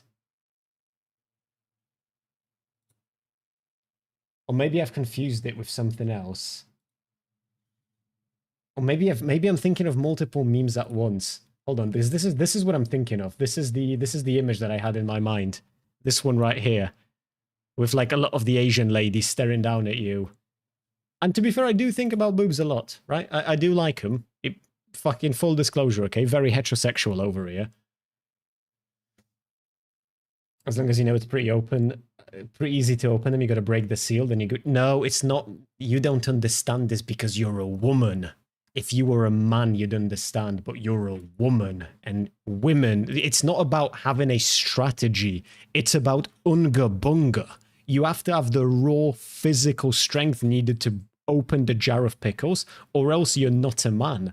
Like, this is the thing. We're memeing about this, but this is why. Look at him. Look at Andrew. Look at Andrew open the pickle jar? when he can't open the jar of pickles. Look at him, the moment of panic, right here. Bro's shitting himself. I live alone, I open jars myself all the time. It's different, because when you live alone, you don't have to show off in front of somebody.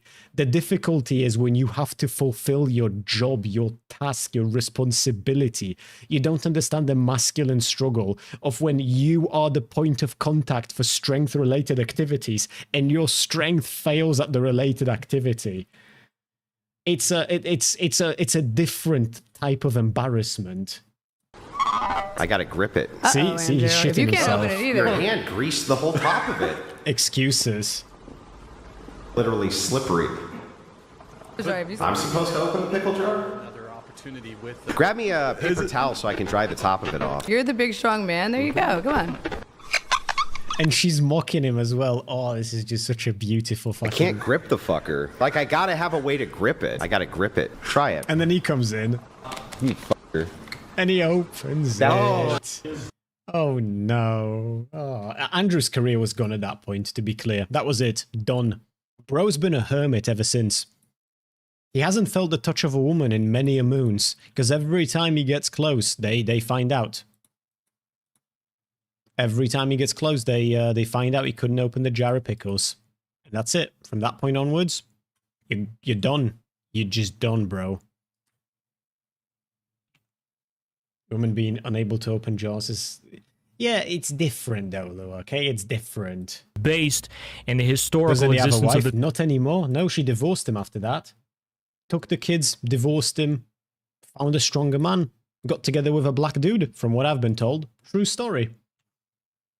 People through the Bible, through the Quran, through the Confucianism in China, for example. The communism doesn't killing the Christians. They weren't elevating them. Communism, we can get into that, but communism doesn't propose creating a morality from scratch. We regard the real moral sensibilities of the people as they actually exist, as they've been inherited and passed down by generations. What are those moral, like, what is the moral thing we should be moving towards? We are no longer... that question is a descriptive question. It's not a propositional one. It's not what should it be. It's what is it. It's a question of analysis. So, for example, we can say the morality... It's also a question of the analysis of... Hang on. I'm sorry. I don't mean to cut in. I want to clarify, though. Yeah. Yeah, there's a descriptor, that's true, but we're looking at an is and an ought here all the same. Yeah. So you say, okay, we can adopt to the description of whatever the morality is. Mm-hmm. Clearly, you're not going to adopt the prescription of the morality of, like, putting someone on a pyramid, cutting out their heart, holding it up to the sun god. You would say, nope, we're not doing that. I'm too gay to understand the jar shit. Yeah, it's like a trial. It's a trial of manhood. And he's failed it. He's failed it big time. I'm telling you, he's, oh, shit house. Did my unit over here die? I think my unit over here died. That's not good.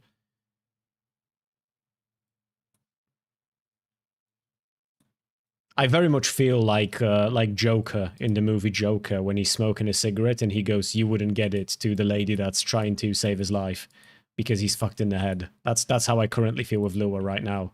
You know, it's just one of those things, Lua.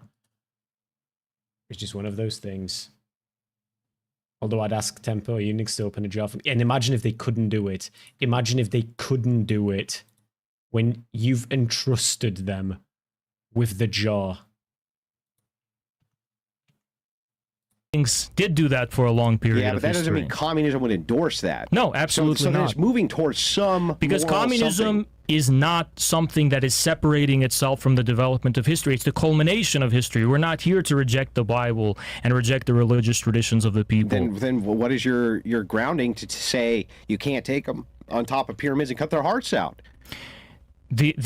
Why does there need to be a grounding for that? Why does there need to be a... And by grounding, by the way, you're talking about propositional logic. You're talking about something that is basically the self-consistency of a concept. Well, we do need to know I regard that, well, but I regard that as an impossible... The foundation of morality does not lie in logic. The foundation of morality lies in existence. It lies in the real existence of people struggling to make sense of that existence in relation not only to themselves, but toward others and toward the natural world. Oz, let's back up a little bit. Yeah. Yes, I will agree that there's something far more expressive about what morality is than propositional logic or logic of any kind could really ever express. The external that you're talking about. Yeah. But you should still be able to give me a general idea of what it is communism, the moral descriptions of communism are moving towards. So in Christianity, for instance, let me give you the example. Mm-hmm. Inside of your worldview, isn't it true that you believe that it's material conditions, right, which set what men will do? True, though, Lord. Not some sort of ontology, which is if the man. If I can't do it, then nobody in the house gets to do it. Else we gotta materialism fight. is not about a single directional cause and effect. What man is doing is a material reality. It's not that the material reality is the cause of his actions. The context by which his actions are suspended in a way that reproduces his real existence is a material existence. So how do you win? So if this was a video game called Communism, the game, what's the win condition? What do you mean? Inside, so if you have a video game, let's say you have World of Warcraft, it's going to have its own economy, it's going to have its own... No, bro. No, I'm going to get fucking autistic in a sec. Oh, I have a meme for this. Hold on. I have a... It's just now, President dropped this for us. What is it? I've got this somewhere in here. Hold on, where is it? Hell yeah. Copy link. Paste. See, this is the kind of KrysSpeaks experience that you guys pay for. Look at this absolute fucking beauty. I was going to set this up properly, but didn't have the time. This is what... autism announcement, chat. That's where we're at. Bro just said, what is the end goal of the game of communism? To which, you know, a follow-up's been asked because Haz appears not to really understand the fuck that question's asking of him. And so Andrew Wilson's go-to example for what he means by end goal of the game of communism is to bring up World of Warcraft, an MMORPG game that kind of doesn't have a very clear singular end game, because that's not how World of Warcraft works. You don't have just one thing that you're supposed to accomplish, one thing that you're working up to, one thing that like matters and nothing else does. That's just not how WoW is. Fuck. Now they're going to talk about games, and that's going to piss me off, because none of these people play any video games. It's going to have its own player base. It's going to have its own everything, right? It's not reality, but it's like a demi-reflection of reality, right? So inside of the game, there's going to be a victory condition, right? The victory condition is, you know, kill this bad guy, right? You beat the game. Okay. So what is communism's answer to beating the game? So the Christian answer is theosis. That's how you win.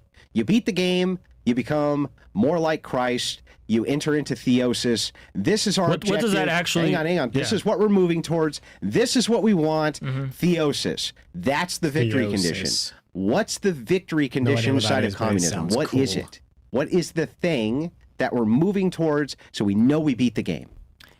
You know, broadly, I would say the overall development of the productive forces and the prosperity and well-being of mankind. And how do we know that that is the moral thing to move towards? Probably in terms of population growth and the growth of wealth. So, the growth of wealth? The growth of wealth and the growth of human... Fuck, I'm having another autism moment, because he said the word theosis, and I was thinking, Theo Von was... he made a tweet today about how he didn't agree for his likeness to be used for the purposes of like some fucking anti-immigration propaganda that President's White House Twitter account thingamajig put out. Whatever, doesn't matter.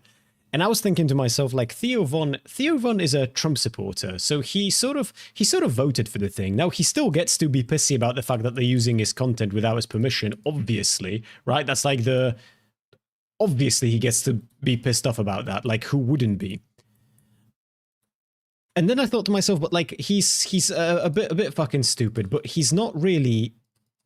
I thought he's like this silly Billy podcaster kind of, you know, fucking idiot dude. Did you know that his Theo Von's, the podcaster comedian, did you know that his full name is Theodore Kapitani von Kurnatowski III, I think? And apparently he comes from a long lineage of Polish-Prussian aristocracy. Like, I knew that the entirety of the Theo Von character is a character, but I didn't know that, like, the person fucking puppeteering the meat sack is, like, a fucking Disney villain. Bro, what? Yeah, no, hold on. I'm gonna show it to you. Look. Theodore Kapitani von Kurnatowski III. I think that's how you pronounce this anyway. That's how you would in Polish. He's from a long line of, apparently he's from a long line of Polish-Prussian aristocracy. So he's like, everything about these people is just not real. It's just not real, bro. We live in a simulation. Or for the individual? For the people, not just for the individual. Of course, not just for the individual. And how is it that you, Haz, describe what is a wealthy person? What is wealth to an individual? Is it money? Is that what you're talking about? Material conditions? I think it can be recorded objectively. I mean, you by wealth. I'm not just talking about luxury. I'm talking about the necessities of people to exist. So the growth of a population, for example, can clearly be an indication that there's an expansion of wealth. It can be, but the poorest people also populate the most now.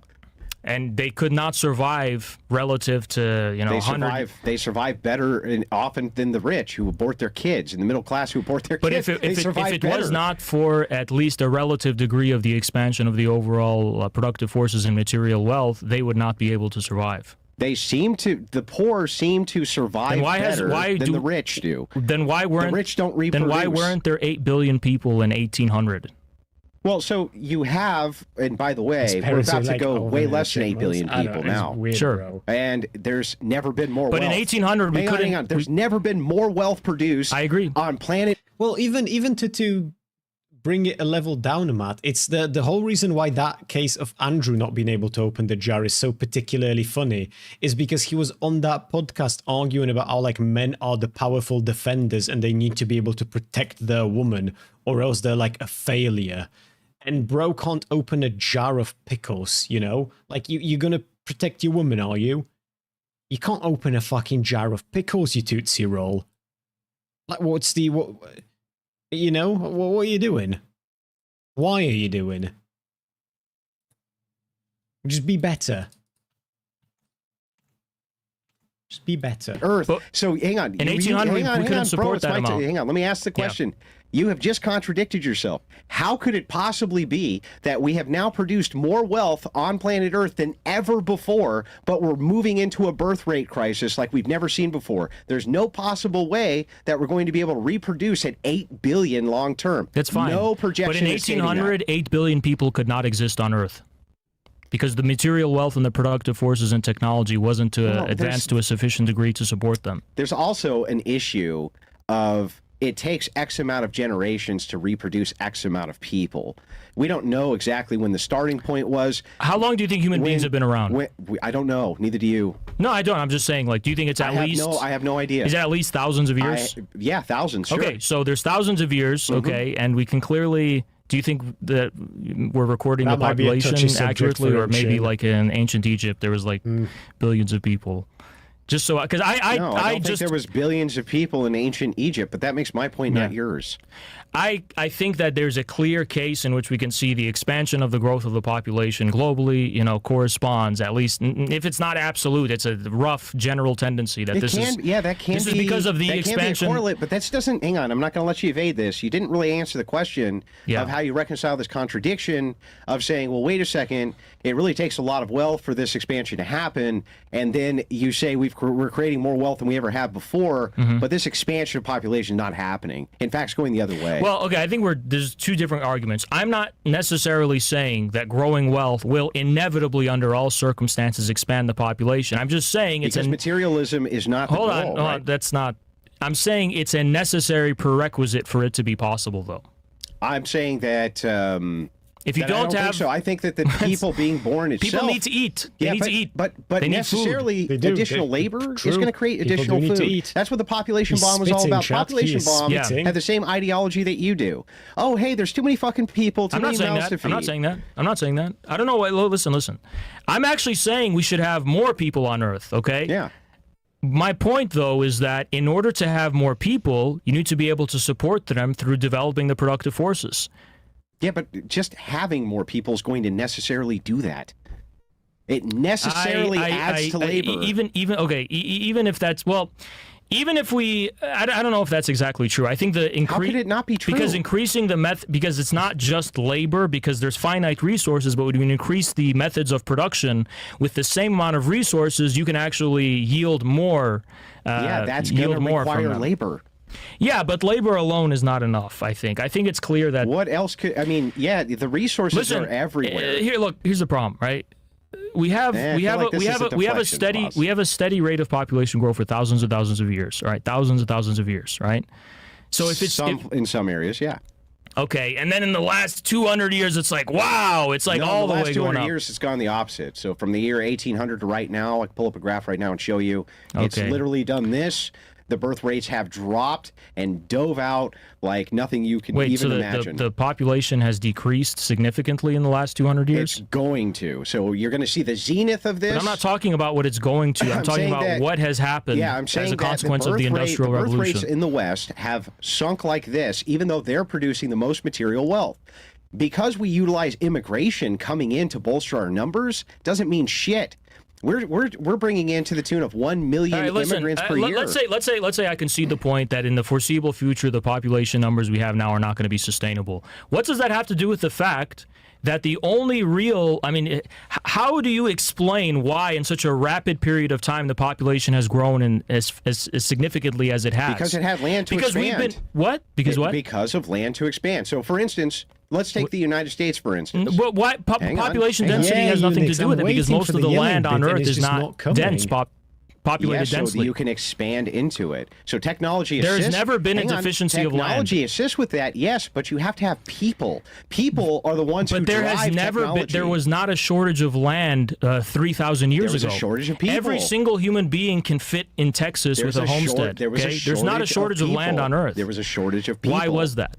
Because you have to hit a zenith snowball effect forward for reproduction, just like you have to hit. I'm going to explain it, Oz. Give me a second. What causes that, though? I'm going to explain it. There can be a multitude of different things which can cause this. There can be religious puritanism that can assist with reducing population. Hang on. There can also be wars which assist with negating population, and there can be a lack of expansion.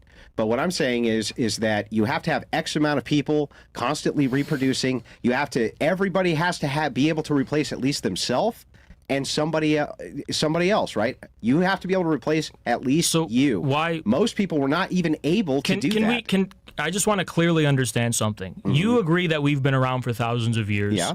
So for a short period of that time, the population has exploded, yes? Well, it's all throughout history. There's been times. It hasn't been a steady rate of growth. You can look at the chart. I didn't say it within a short period of time, relative to when we've existed in general on Earth. Multiple times. Is this what I'm saying? Like, do you think that? Yes. Remember, YouTube viewers, to like the stream, to subscribe, and to join Discord. And also, tell me what you think about communism. That there was a point in human history before where there were this many people, or what? I'm not saying that, but that doesn't logically make sense. I think that it's clear that that that doesn't logically make sense. The main cause of population growth, okay, as far as the modern period, has been the development of the productive forces and industrialization. I think that's pretty obvious. I'm not disputing that technology has assisted with this. What I'm saying is that the thing which makes the technology possible is the people element. It's the human element. Humans have been around for thousands of years. Yes, why is it only until recently? You still have to have X amount of numbers who can run the production of this technology in order to continue this bloodline going. You have to have that. But why is it only recently that the population exploded? It's not recent. There's been many times in history where there's been explosions of population. Relative to the 8 billion people that are on Earth right now, yes, it was recent. No, okay, but you know what else? If in 4,000 BC, when you're eliminating half of your population, like you're doing in China, where you go, oh, we have too many people, we're just going to start drowning them, right? When did they do that? You can curtail. Oh, the one-child policy in China. Yeah, how did they eliminate half of their population though? They're slated by 2050 to have eliminated half of the population via birth rate. I've seen different statistics on that, so I'm not going to really get into it. But I think we need to get into it. By 2050, 2060. Okay. I've seen by 2100 it's going. Hopefully we're getting somewhere. Post Discord link in YouTube chat. Yes, sorry, I meant to fix the bot. I haven't gotten around to doing anything, frankly, this week. However, this next question comes. I have a question. What is your opinion on the smell of smoke? Depends what kind. I don't like the smell of cigarettes. Like, the smoke of cigarettes makes me want to vomit. That shit sucks dick. Like, wood that's burning. That's quite cool. That I quite like.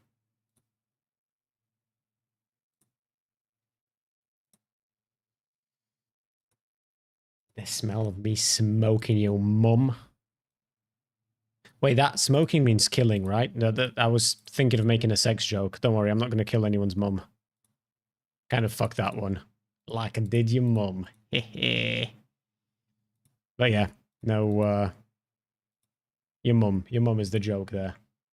To decrease to 1 billion. I've seen that. I haven't seen the extreme numbers that you're talking about anywhere. They're slated. Okay, 2050, half the population. That's crazy. Let me ask you a question. Yeah. In South Korea right now, do you know what the birth rate is? Low, very low. Do you know what it is? Not exactly. It's 0.7. Yeah. And it's slated to go to 0.5. Yeah. Okay. Is that culture doomed, Haas? It's a crisis. It's an existential crisis. Yeah, it's doomed. If they don't find a way to fix it, then yeah. Well, could you hit the point of no return, where in just one generation you just don't have? I think. Look, I want to get back to this point though. I'm in this point. Wait. I want to get back to this. In the point. Hang on. Yeah, we'll get back to it, but I need to finish my inquiry here. Yeah. Okay. That they're doomed. If you get underneath a certain threshold in your birth rates, your population is doomed. Listen, Andrew, I am ready to accept that. Okay. But we need to get back to the point, which is that if you don't expand the material wealth through modern industrialization and so on, it's not even possible to expand I think the population. Human element is what. But humans have been around for thousands of years. So why is it only recently that it exploded? I don't understand why you keep making my point. It exploded to 8 billion people only recently, okay? Yeah. For thousands of years, we have never gotten the rate of growth that we have since the rise of industrialization. Aircraft travel and mass land travel and steamboats and steam engines. And I wonder what contributes to the possibility of these things. It's the expansion of the productive forces. All it takes is one technological marvel to open up possibilities. So, for instance, okay, if we invented a spaceship that took us to Mars tomorrow, okay, and we could have viable life on Mars, do you think the population of Mars would fucking explode? Okay, so you agree it's technology then, answer my question. If we had a spaceship to go to Mars? If you had a spaceship that would go to Mars, and you landed on Mars, right, would the population there on Mars explode? Yeah, sure. Absolutely it would, right? Yeah. So you can have one technological marvel, but we can't even do that. Which can complete this. But so what are the factors that contribute to that? It takes the human element to go to Mars, thus expanding. Oh, shit. Sorry, hold on. There we go. The labor pool on Mars. But human element by itself has no explanatory value. I'm being more specific about the nature of that human element. I think it does. I think the human element itself is the pinnacle of the value. Human beings have been around for thousands of years, and only recently, have we seen the explosion in the population relative to every other point in history. That's the Mars argument I just made. Sure, absolutely. They've been around for thousands of years, but the second they can make a rocket ship to Mars, let's be more now specific. The Martian population explodes. What about the human element, and this has to have explanatory value, is necessary for population growth that we've seen? What about the human element needs to be there? It can work. It can work. So human beings have not been working for thousands of years until recently? I didn't say that. So what needs to be there? What's the... I am so confused right now. I'm going to be honest with you, chat. I am not following. Decisive thing. The human being. Yeah. Because absent the human being, you can't expand. Right, but human beings have been around for a long time. So what's the decisive thing for the past few hundred years? They weren't around. I don't understand your argument, Haas. I think just to bring it back to the whole topic at hand, I think both of you are obviously correct. Like you're talking more about technology, he's talking about the human element, which creates the technology, but both need to be. I'm presupposing the human element. I'm not denying it. That's a given to me, right? But I'm just saying, let's be more specific. Maybe you can make the argument about which one. Walter is so fucking bored. Look, God bless him. That's a given to me, right? But he doesn't want to be there, and I don't blame him either. I don't think I'd want to be there. Bro's just so fucking out of it. I'm just saying, let's be more specific. You can make the argument about which one matters more, but look, I think this is what this argument is going down. But the human element is not in question right now. It's not called into question. I think it was in question because you questioned it. You said it's an expansion. I don't understand this misunderstanding. Okay. I'm not calling into question the human element. I'm calling into question the idea that industrialization is somehow not the decisive thing relative to the thousands. We're presupposing that we've always been human beings. Okay, it's not like we were sheep 500 years ago. The human being thing, it's like it's taken for granted, all right? Yeah. But specifically, right, the past few hundred years, something new happened, right? Which is what we call industrialization. I'm not disagreeing with which is the expansion of the element, though. I think the big thing here is that both of you are correct. I think just going back to the because we got on a kind of little bit of a circle there with the whole industrialization versus human concept of creating industrialization. What about I guess how does Christianity fit? I think we left off when we were on that conversation on famine. Yeah. You guys discussed morality, and then we went into this whole thing with technology. I think your turn for famine now. Yeah, now. I feel like we didn't really get into the morality very much, but that's fair. I'm fine getting into that too. Yeah, I would like to All right, finish who wants to kick it off with the morality then? Yeah, so how does Christianity... China has an extreme gender disparity now due to getting rid of so many girls during the one-child policy. They're fucked in the future. Yeah, there is I've read something about that a while ago. South Korea's in a grim position as well. Bro, South Korean fucking gender war is like, it's such a trip of a topic. I don't know if you guys have ever delved into it. I know I've got a few people who are like tangentially aware. The shit that they've got going there, it's not comparable at all to our men versus women conversations. Like we have podcasts where people talk about how women should be property and how they should not have a right to vote, and then somebody else jumps in and like they have these debates, and over there they're sending fucking letter bombs to each other. It's like fucking the suffragette movement but ramped up to 27. It's grim. Should probably delve into that at some point in the future. Fit into communism, Haas? I think that communism has always presupposed, even if it's unconsciously and not explicitly, Christianity and the biblical traditions. I think even Stalin, who is kind of a vowed atheist for a large period of his life, was, when he was giving speeches to the Bolshevik Congress, quoting the Bible all the time, to make his points. So if you had a church, let's say the Orthodox Church, the Christian Orthodox Church, who says communism is anathematized by the Orthodox Church. You mean Patriarch Tikhon's anathema against the Bolsheviks in 1918? Oh, no. Even there's a current status even now that all communism is anathematized. When was the date for that? When they anathematized it? I know that in Catholicism, I think they can't reverse the anathemas. But in Orthodoxy, is it not possible that through confession and through apology, the church can decide to reverse them? Maybe perhaps individually. The church could collectively, I guess, have an ecumenical council or something like this, where they could reverse this. But hang on, the question still logically stands. If Christianity itself rejects communism, right? Will communism impose itself on Christianity? I think it's a simplification and misunderstanding of, to the extent of my knowledge, how the Orthodox Okay, fuck. Now I don't know how many religious scholars I've got in my community, but Christianity sort of can't reject communism, right? Like, I want to say, like, let's assume we're talking about the fucking fairy tale world situation where it's all fucking pancakes and just singing Kumbaya around the campfire. Christianity can't really reject communism. How could it? It's aligned with the tenets of Christianity. It would make so much more sense for Christianity to reject capitalism.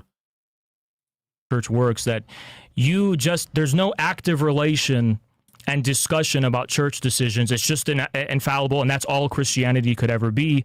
Whereas it seems to me, from what I can observe in Orthodox Christianity, at least, there's lively debates, there's discussions, there's people who disagree with these decisions, right? And they're not necessarily... there are certain things that are binding and unquestionable, like the 7 councils or whatever. God, fuck. Looking at has made me realize I need to buy a suit. I'm going to a wedding this weekend, and I've never been to one before in my life, and I don't have a suit, and I need to go and buy one tomorrow. I'm so not looking forward to that. But decisions like this, I mean, look, in Russia, the overwhelming majority of the second largest party in Russia is the Communist Party of the Russian Federation. They're Orthodox believers. I mean, do you think that they're just stupid that an ideal scenario. They don't understand that they can't take inventory of the fact that there's been difficult relationships in the past between communism and the church? Must make an adherence to what the Orthodox Church and their policies are. But why? But the majority their of job inside of Russia, majority of the people in the Communist Party of the Russian Federation are Orthodox believers. So what? What do you mean? Be so inside of the Federation. That does not mean that you yourself are in support of communism. No, I'm not saying the Orthodox Church officially supports communism. No, it doesn't. Yeah. So the thing is like it can, Chin, but that's why I'm talking about like an ideal world scenario. Again, what do you do if you're anathematized by the church? They say we reject communism. We I don't think that Will means communism impose itself? You first of all, I can get into that in a second, but just to be clear, it doesn't mean that every communist is anathemized. Doesn't mean every member of the Communist Party of the Russian Federation is anathematized and can't participate in the church, because I know that's not true, because Zayuganov, who's the leader... I don't like the word anathematized. First of all, I don't know what it means, and for some reason it makes me think it has something to do with the bumhole. Is it because of an enema? You can have those in your bum, right? Is that what I'm thinking of? That is a weird word. Meets with church officials and participates in the faith. So it's not true that individual... Can he take the Eucharist? He's a baptized Orthodox Christian. Yeah, that doesn't matter. Can he take the Eucharist right now? I'm not certain about these details, but I see no reason why he wouldn't be able to. Well, it's important because then we would know that he can. Now, regarding the relationship between communism and Christianity, look, I think it was off to a bad start, so to speak. I think that there was a lot of misunderstanding and difficulty in the history. And my goal as a communist, when it comes to all of the major traditional religions on Earth, is to mend that bad relationship. This is literally the official position of the Communist Party of the Russian Federation. Work closely together in a new alliance between the believers and the communists to work on common goals, and hopefully in the future we can come to a better understanding with one another in the church. Can be open. Andrew's doing such a bad job. Oh, new Civic sponsorship. Chat, are we ready? I want to know what this one does. The last one was cleaning your gut. What is this one? This episode is sponsored by Nucific. We live in the most advanced era in human history. So why are millions of Americans more unhealthy and overweight than ever before? Believe me, I know. According to the U.S. board certified physician, Dr. Amy Lee, one of the main reasons is 3 harmful foods that are being passed off as healthy foods all over the country. Because these foods can cause weight gain. Why is it's the same thing again? Why are they only sponsored by scummy fucking products that have 1 out of 5-star reviews that are to do with cheating on your diet? Clog your digestive tract, deplete your energy, and wreck your skin. They are banned in other countries. Yet, shockingly, they're still legal in the US. And it's time someone shot a line of what they are. Dr. Amy Lee does just that. The great news is, it's easy to help this damage by simply learning which foods to avoid and how to spot them. And by doing so, you can experience easier weight loss, smooth digestion, and vibrant energy. To find out these 3 fake health foods, go to 3harmfulfoods.com/studio. That is the number 3, 3harmfulfoods.com/studio. Or click the link. These are so dog shit. I kind of want to see the next one. Is there another? Are they doing more? Yes, sponsorship 1775 coffee. Let's go. Culture of Rumble. This episode is sponsored by our favorite Rumble 1775 coffee. Yeah. Have you ever heard of a recent advertisement scandal? Well, let me break it down.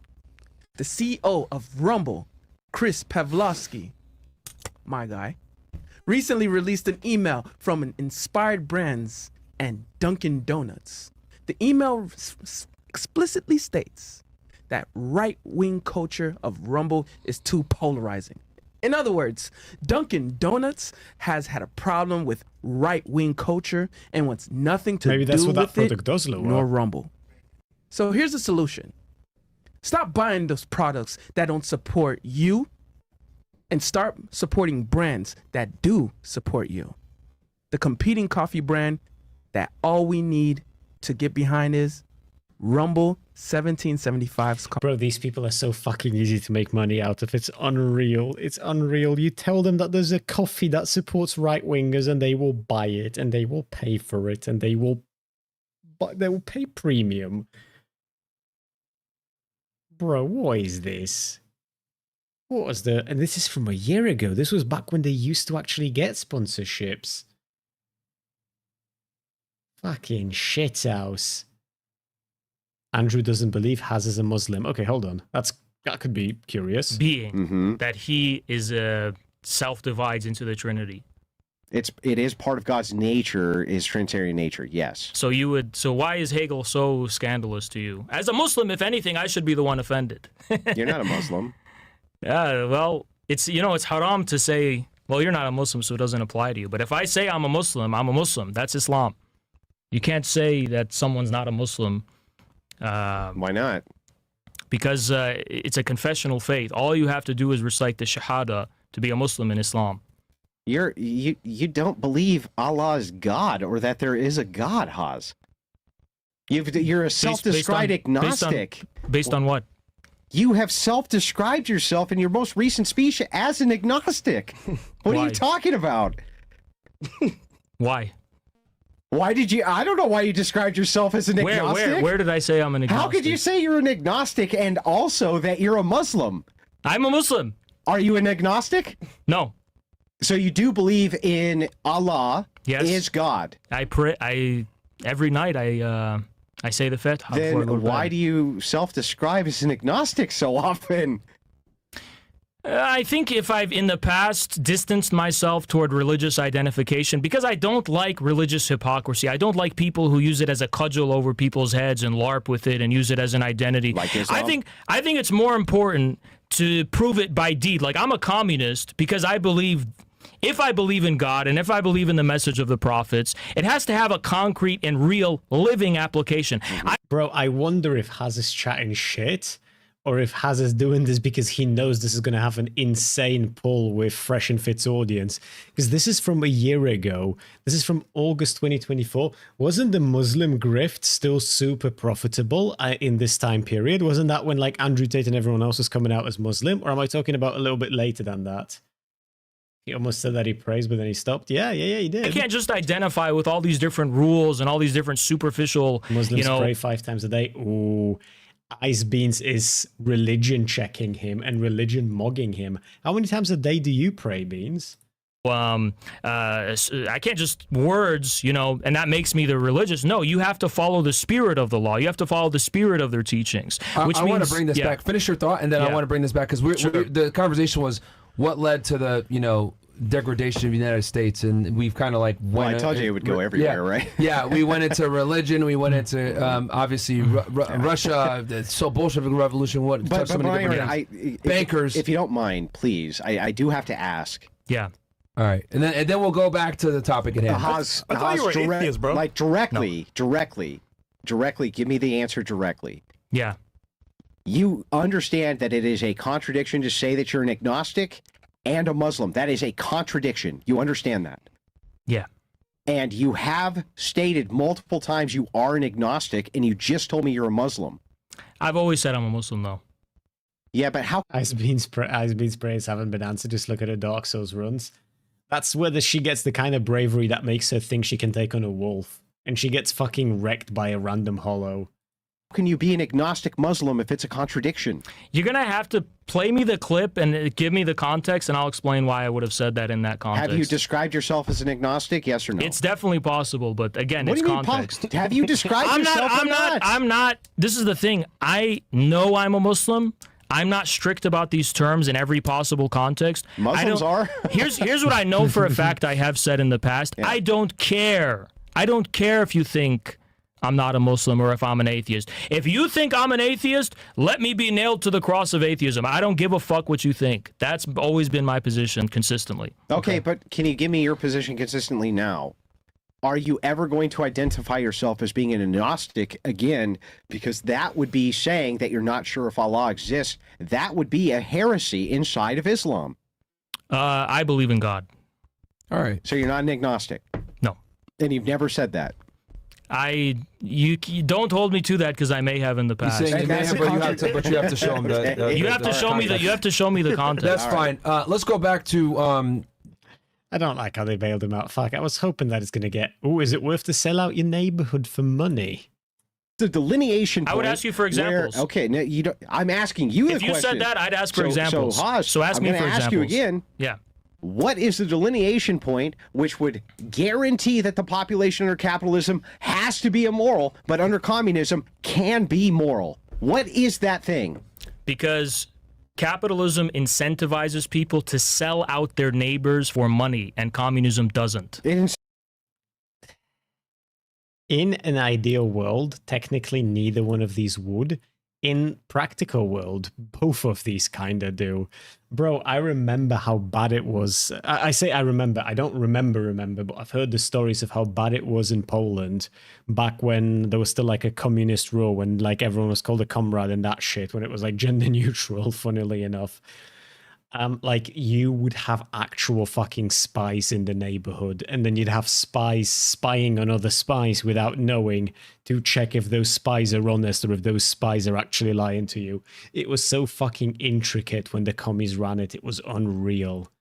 Incentivizes people to sell out their neighbors to the state. Maybe they're guilty of something. Well, right. So I mean, what the fuck? This is the same. If I'm no, it's not, because if I'm under attack by Germany and my neighbor's a collaborator, fuck him. He should be sold out. Okay. If my neighbor is a child molester, fuck him. He should be sold out to the state. If he is. When was the spying happening? What year? Back when there was like a Soviet occupation of Poland, right? Back when Eastern Bloc was still a thing. There's a ton of that amp. I can send you some material later if you'd like. It used to be fucking bad here. Making bombs in his basement, and he's going to go do some crazy shit because he's been bribed by Britain or something to destroy my country, then I should sell him out. If he's just against the government. But they used to do this. I kind of want to draw this out just to give you an idea of what I mean. Because it used to be so fucked where what the Soviets would do is you'd have person A, right? And they would make person A a spy, right? Person A would be. Why is Control Z not working? Hold on, let me try it again. Why are my fucking buttons not working? What happened here? Fucking hello? I feel like I should maybe use something else than Klecky. Because there's definitely some fuckery afoot here. Maybe I'll just try drawing it out and hope I don't make any mistakes or something. It used to be fucky as shit. So you would basically, you'd have a whole bunch of people, right? You'd have person A, you'd have person B, you'd have person C, you'd have person D. Fucking, that was supposed to be an E. There you go, you've got person E, you've got person F, and you've got person G, let's say. And what you'd have is, like, person B would be a plant, right? And person D would be a plant. When I say a plant, all that this usually was is these people would have done something that was illegal, not like super bad, but bad enough, and they would be told that they will not face any consequences, but from now on they report to like whatever fucking person they've got who's like the head of the secret police in their given area. And what you'd have is person B and person D, they wouldn't know that they're both spies. So what they would sometimes do is they would give person B orders, right, to tell person D something that would be against the Soviet Union. And then if the person D would have, they would do this just to see if person D will do what they're supposed to do, which is to report it to the police. And if person D didn't do it, then, death, essentially. So they would have spies who are spying on their own spies to test the loyalty of their spies. And then you'd have random people like spliced in between all of that. I'd assume it was happening up until the Iron Curtain fell in 89. Very much so, yeah. Because those stories are from people who were alive in that time period. So we're talking like relatively recently-ish. But Andrew, do you notice the distinction? Do you notice the distinction, though? As much as we want to be cynical about this point, and it's funny, Christian. The distinction is, though, the scenario you describe doesn't necessarily have to be an immoral one. It's just that in capitalism, it is necessarily immoral. Why? Because capitalism incentivizes people to sell out other human beings. So does communism, by your own admission 5 seconds ago. No. Because if I'm selling out my neighbors to the state, they deserve it. I can think no. I can think of scenarios in which they would have deserved that. I can't think of a scenario in which human beings can be priced to $1, that it's worth it to sell out a human being for money, in which that would be morally acceptable. Why I would can't it be? think of I that. don't understand. I can't think of exploitation Really? being morally So acceptable. wait a second. You think that snitching, right? You can make moral exceptions for that, but you can't put a price on the snitch. You can't put a price on your neighbor, their humanity. Oh, right. No, their soul. So if you throw their ass in fucking prison, right, is that going to cost money? You're not selling them for gain, You're for selling profit. them to the state. Andrew. No, Andrew's so bad at this, and this isn't even that complicated of an argument from Haz. I'm not following. What does it mean? Oh, I think I understand. What Haz is saying is that you've got two different situations. In capitalism, you will sell out your neighbor for your own personal gain, which is always immoral because you're doing it solely to enrich yourself. That's the whole game plan. That's the whole purpose of it. Whereas in Haz's communism, you sell out your neighbor not in order to enrich yourself, but because your neighbor is doing something that damages the collective idea that you're all working under, damages the fabric of the society as you've constructed it. So, for example, that neighbor is a collaborator who wants to get rid of communism, and getting rid of it would mean, for example, that all of these people who are now owning the means of production will own them no longer. So you're selling them out, but you're not doing this to enrich yourself, you're doing this for the collective good. Whereas in the capitalism scenario, you're only selling them out so that this benefits you directly. And instead of talking about parallel scenarios where you can sell someone out in capitalism because of something that they're doing that goes against the fabric of the society, Wilson's talking about right. No, so if you throw their ass in fucking prison, Wilson's talking about the cost of them going to prison. Chris is selling us by not speaking Polish and showing hog. Hey, I told you, okay? We had I told you, if you want to see the hog, I want to see some money, okay? If you want me to hear talking Polish, then all you have to do is wait for Friday, where I'll be playing Chronos, The New Dawn, and there's Polish in that game. Cheeto should get hog. I feel like Cheeto would never ask for hog, you know? Me and Cheeto have that good kind of special relationship. If I ever do upload hog, it's going on Patreon, though. I'm getting my $10 for it at least. Right? Is that going to cost money? You're not selling them for gain, You're for selling profit. them to the state. Andrew, let's narrow this down to what we're talking about concretely. Sure. You have a neighbor under communism who is a child molester. Are you calling the police? Sure. So I'm that's not inherently immoral. But it's not inherently immoral. My claim, I want you to remember my claim. Okay. My claim is that I believe that you could have a moral population under communism. Yeah. If you'll concede that you could have a moral population under capitalism. The distinction is Haas says under capitalism, no, it's impossible. Right. Andrew says it is possible under communism. The demonstration then is on you to show me why it's impossible under capitalism. By the way, you've still failed to do so. Okay. So you want me to demonstrate an example of... I want you to show why it's impossible for a population under capitalism to be a moral population. Do you agree that capitalism means profit is the fundamental... So now Andrew's asking to prove a negative. That's silly. And primary goal? I think that, no. So you're defining capitalism differently than me. So do you understand... What is capitalism to you then? Stop. Even if I were to concede that it were true, that, hey, it's all about profit, do you think that moral men can make profit? Yeah, in an isolated scenario, sure. But Why not? Wait. If moral men can make profit, and they can be responsible with profit can't be inherently bad. But this is what you're missing, I think. This is the problem with capitalism, in my view. Everyone can individually be moral and not be saying, oh, you're immoral individual. Even if we assume that was true, they're producing inadvertently a fundamentally immoral outcome where no individual will be held responsible. What makes it immoral if all the people are moral?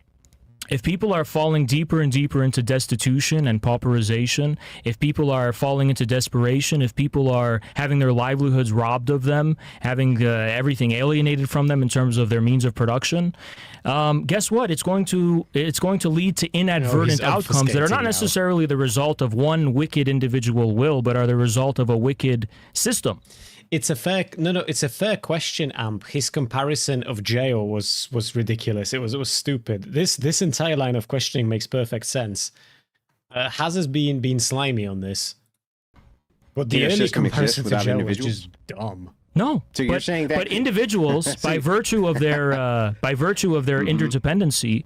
Of course, the individual, any given society, though it's composed of individuals, produce an outcome inadvertent and irreducible to the sum of its parts. Is it the outcome that they wanted? Are you like Margaret Thatcher and you think that society doesn't exist, only individuals? Hang on. I'm almost done with the internal critique. I'm happy if you give me one. I'm fine with that. Yeah. But I need to ask you, if the population desires this, whatever it is you think is immoral, if you can consider the population to be moral, and then you still say, well, the results of the population are immoral. It's hypocrisy. What's the hypocrisy of saying that the population itself is moral? Because they're producing an outcome that is contrary to the moral purport that they're exercising individually. So how can every individual in a population be moral? Also, because we're talking about religion and Christianity, wasn't rapture supposed to happen?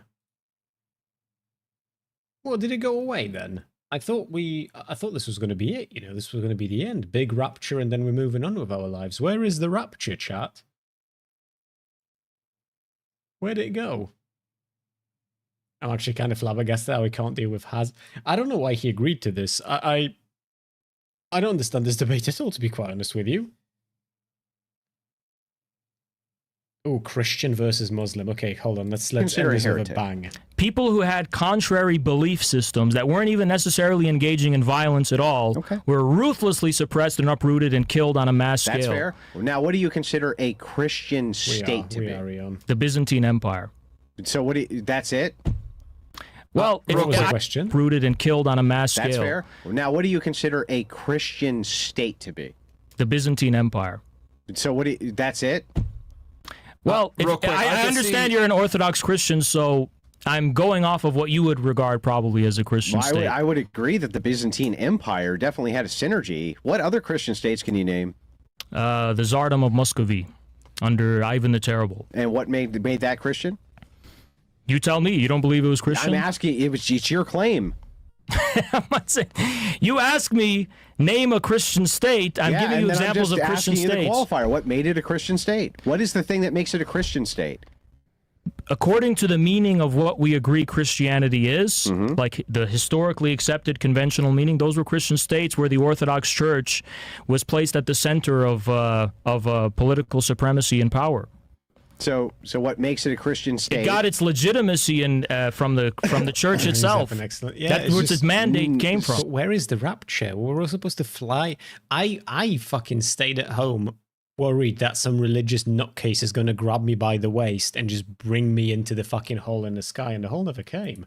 So real quick, guys, because we're going into Christianity here. Yeah. This is a whole other conversation. You guys don't. I guess we're not going to continue on with the communism versus capitalism morality. You guys are done with that topic? Yeah, we can move on from there. That's fine. Because I think he's not saying that there isn't violence on both ends. He's saying the violence that's perpetuated on the capitalistic side has a more nefarious intention. Is that what you would say? Yeah, I would say it's based in and then wickedness. Your counter to that my counter is you haven't demonstrated it. Yeah, you're saying it's all violence regardless is immoral, which is your counter to that. Okay. Yeah. Well, and also that it was a whole bunch of religious people who were like, I saw some TikToks and. Quill was posting stuff in Discord as well that took me out a little bit. There were apparently a lot of people who genuinely believed it. It just was not ever demonstrated that under capitalism is somehow worse, or what the criteria for what worse even would be. Okay. I think unless maybe I can't. The problem with debating you is that I'm not allowed to actually refer to the real world. I just have to dwell in this hypothetical fairy tale kingdom, and I struggle doing that because I don't have the same understanding of what Maybe you could tell them like the reason why, because you demonstrated that hey, you're uprooting an entire civilization to push this capitalistic idea where profit is the main thing.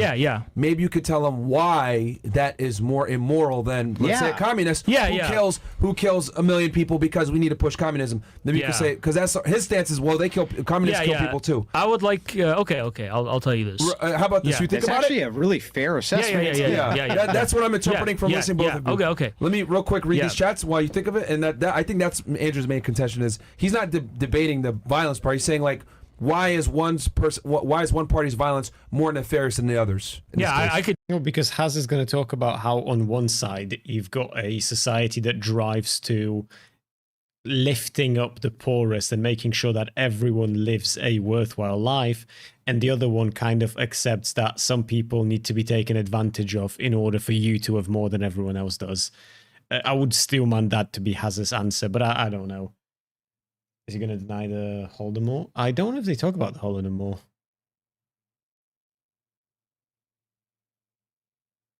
It doesn't seem like it. Call it 4-week death threats. Okay, hold on. I'm kind of curious about this one.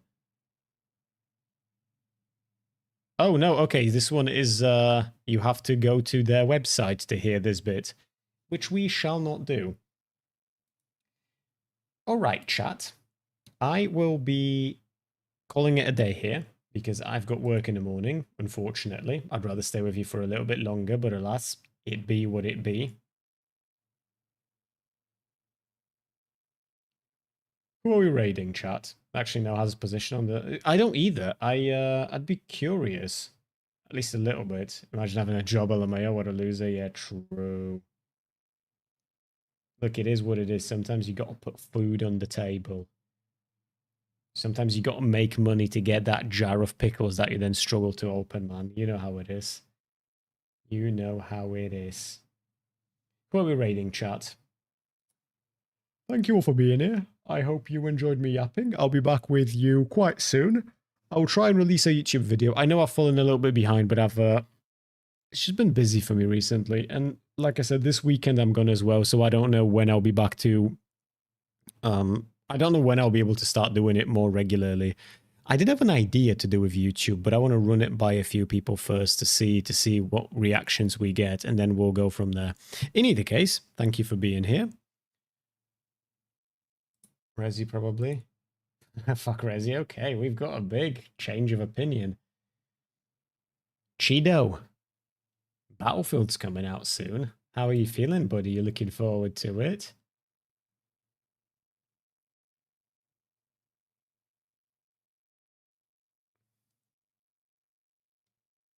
It's getting closer and closer.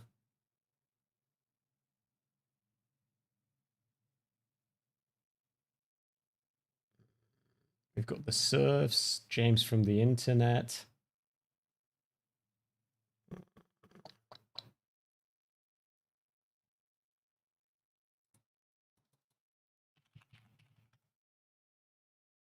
Is that person online? I have no idea what that is, to be quite honest with you.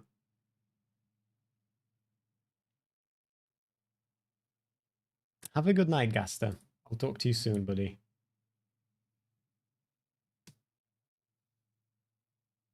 Into the illusion. May I ask a question? Yes, you may.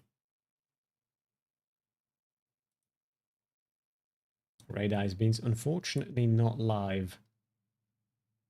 Is Kid live, or is he doing this thing where he's just live? Why does Kid do this thing where he's live like 24/7, even when he's asleep? What's the what am I missing there? Because I didn't know that's it's just new to me, that's all. Will you stream tomorrow? No, unfortunately. I gotta head to town and get myself a suit tomorrow. I'll be streaming on Friday. But not tomorrow, sadly. Because he's still doing a marathon thing. But I thought the marathon is for like... I didn't know that sleeping counts. I thought you're supposed to be... Fair enough. Maybe it's just something I don't understand. Shit. Yeah. It's Also, it's a September and no one's even dropped to 10 sub. Imagine. I'm going to hound you for that on Friday. On Friday, we ain't ending the stream until somebody drops a tenner. The timer is paused when he's sleeping. But then why stay live?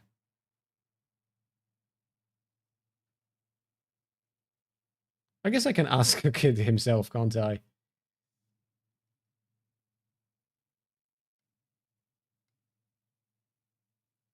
Okay, chat. Resiver or Rhizome? Who do you want me to raid into? Because those are the only two people that I've got on my timeline who I think it would make sense raiding into with this content.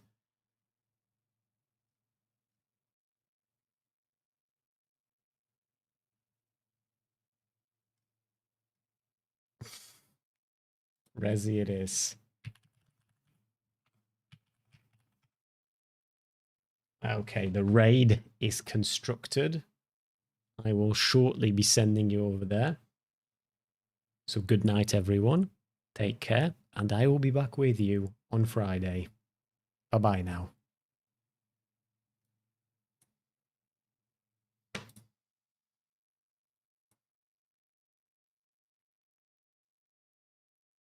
Secret Lies FP stream. Can't wait.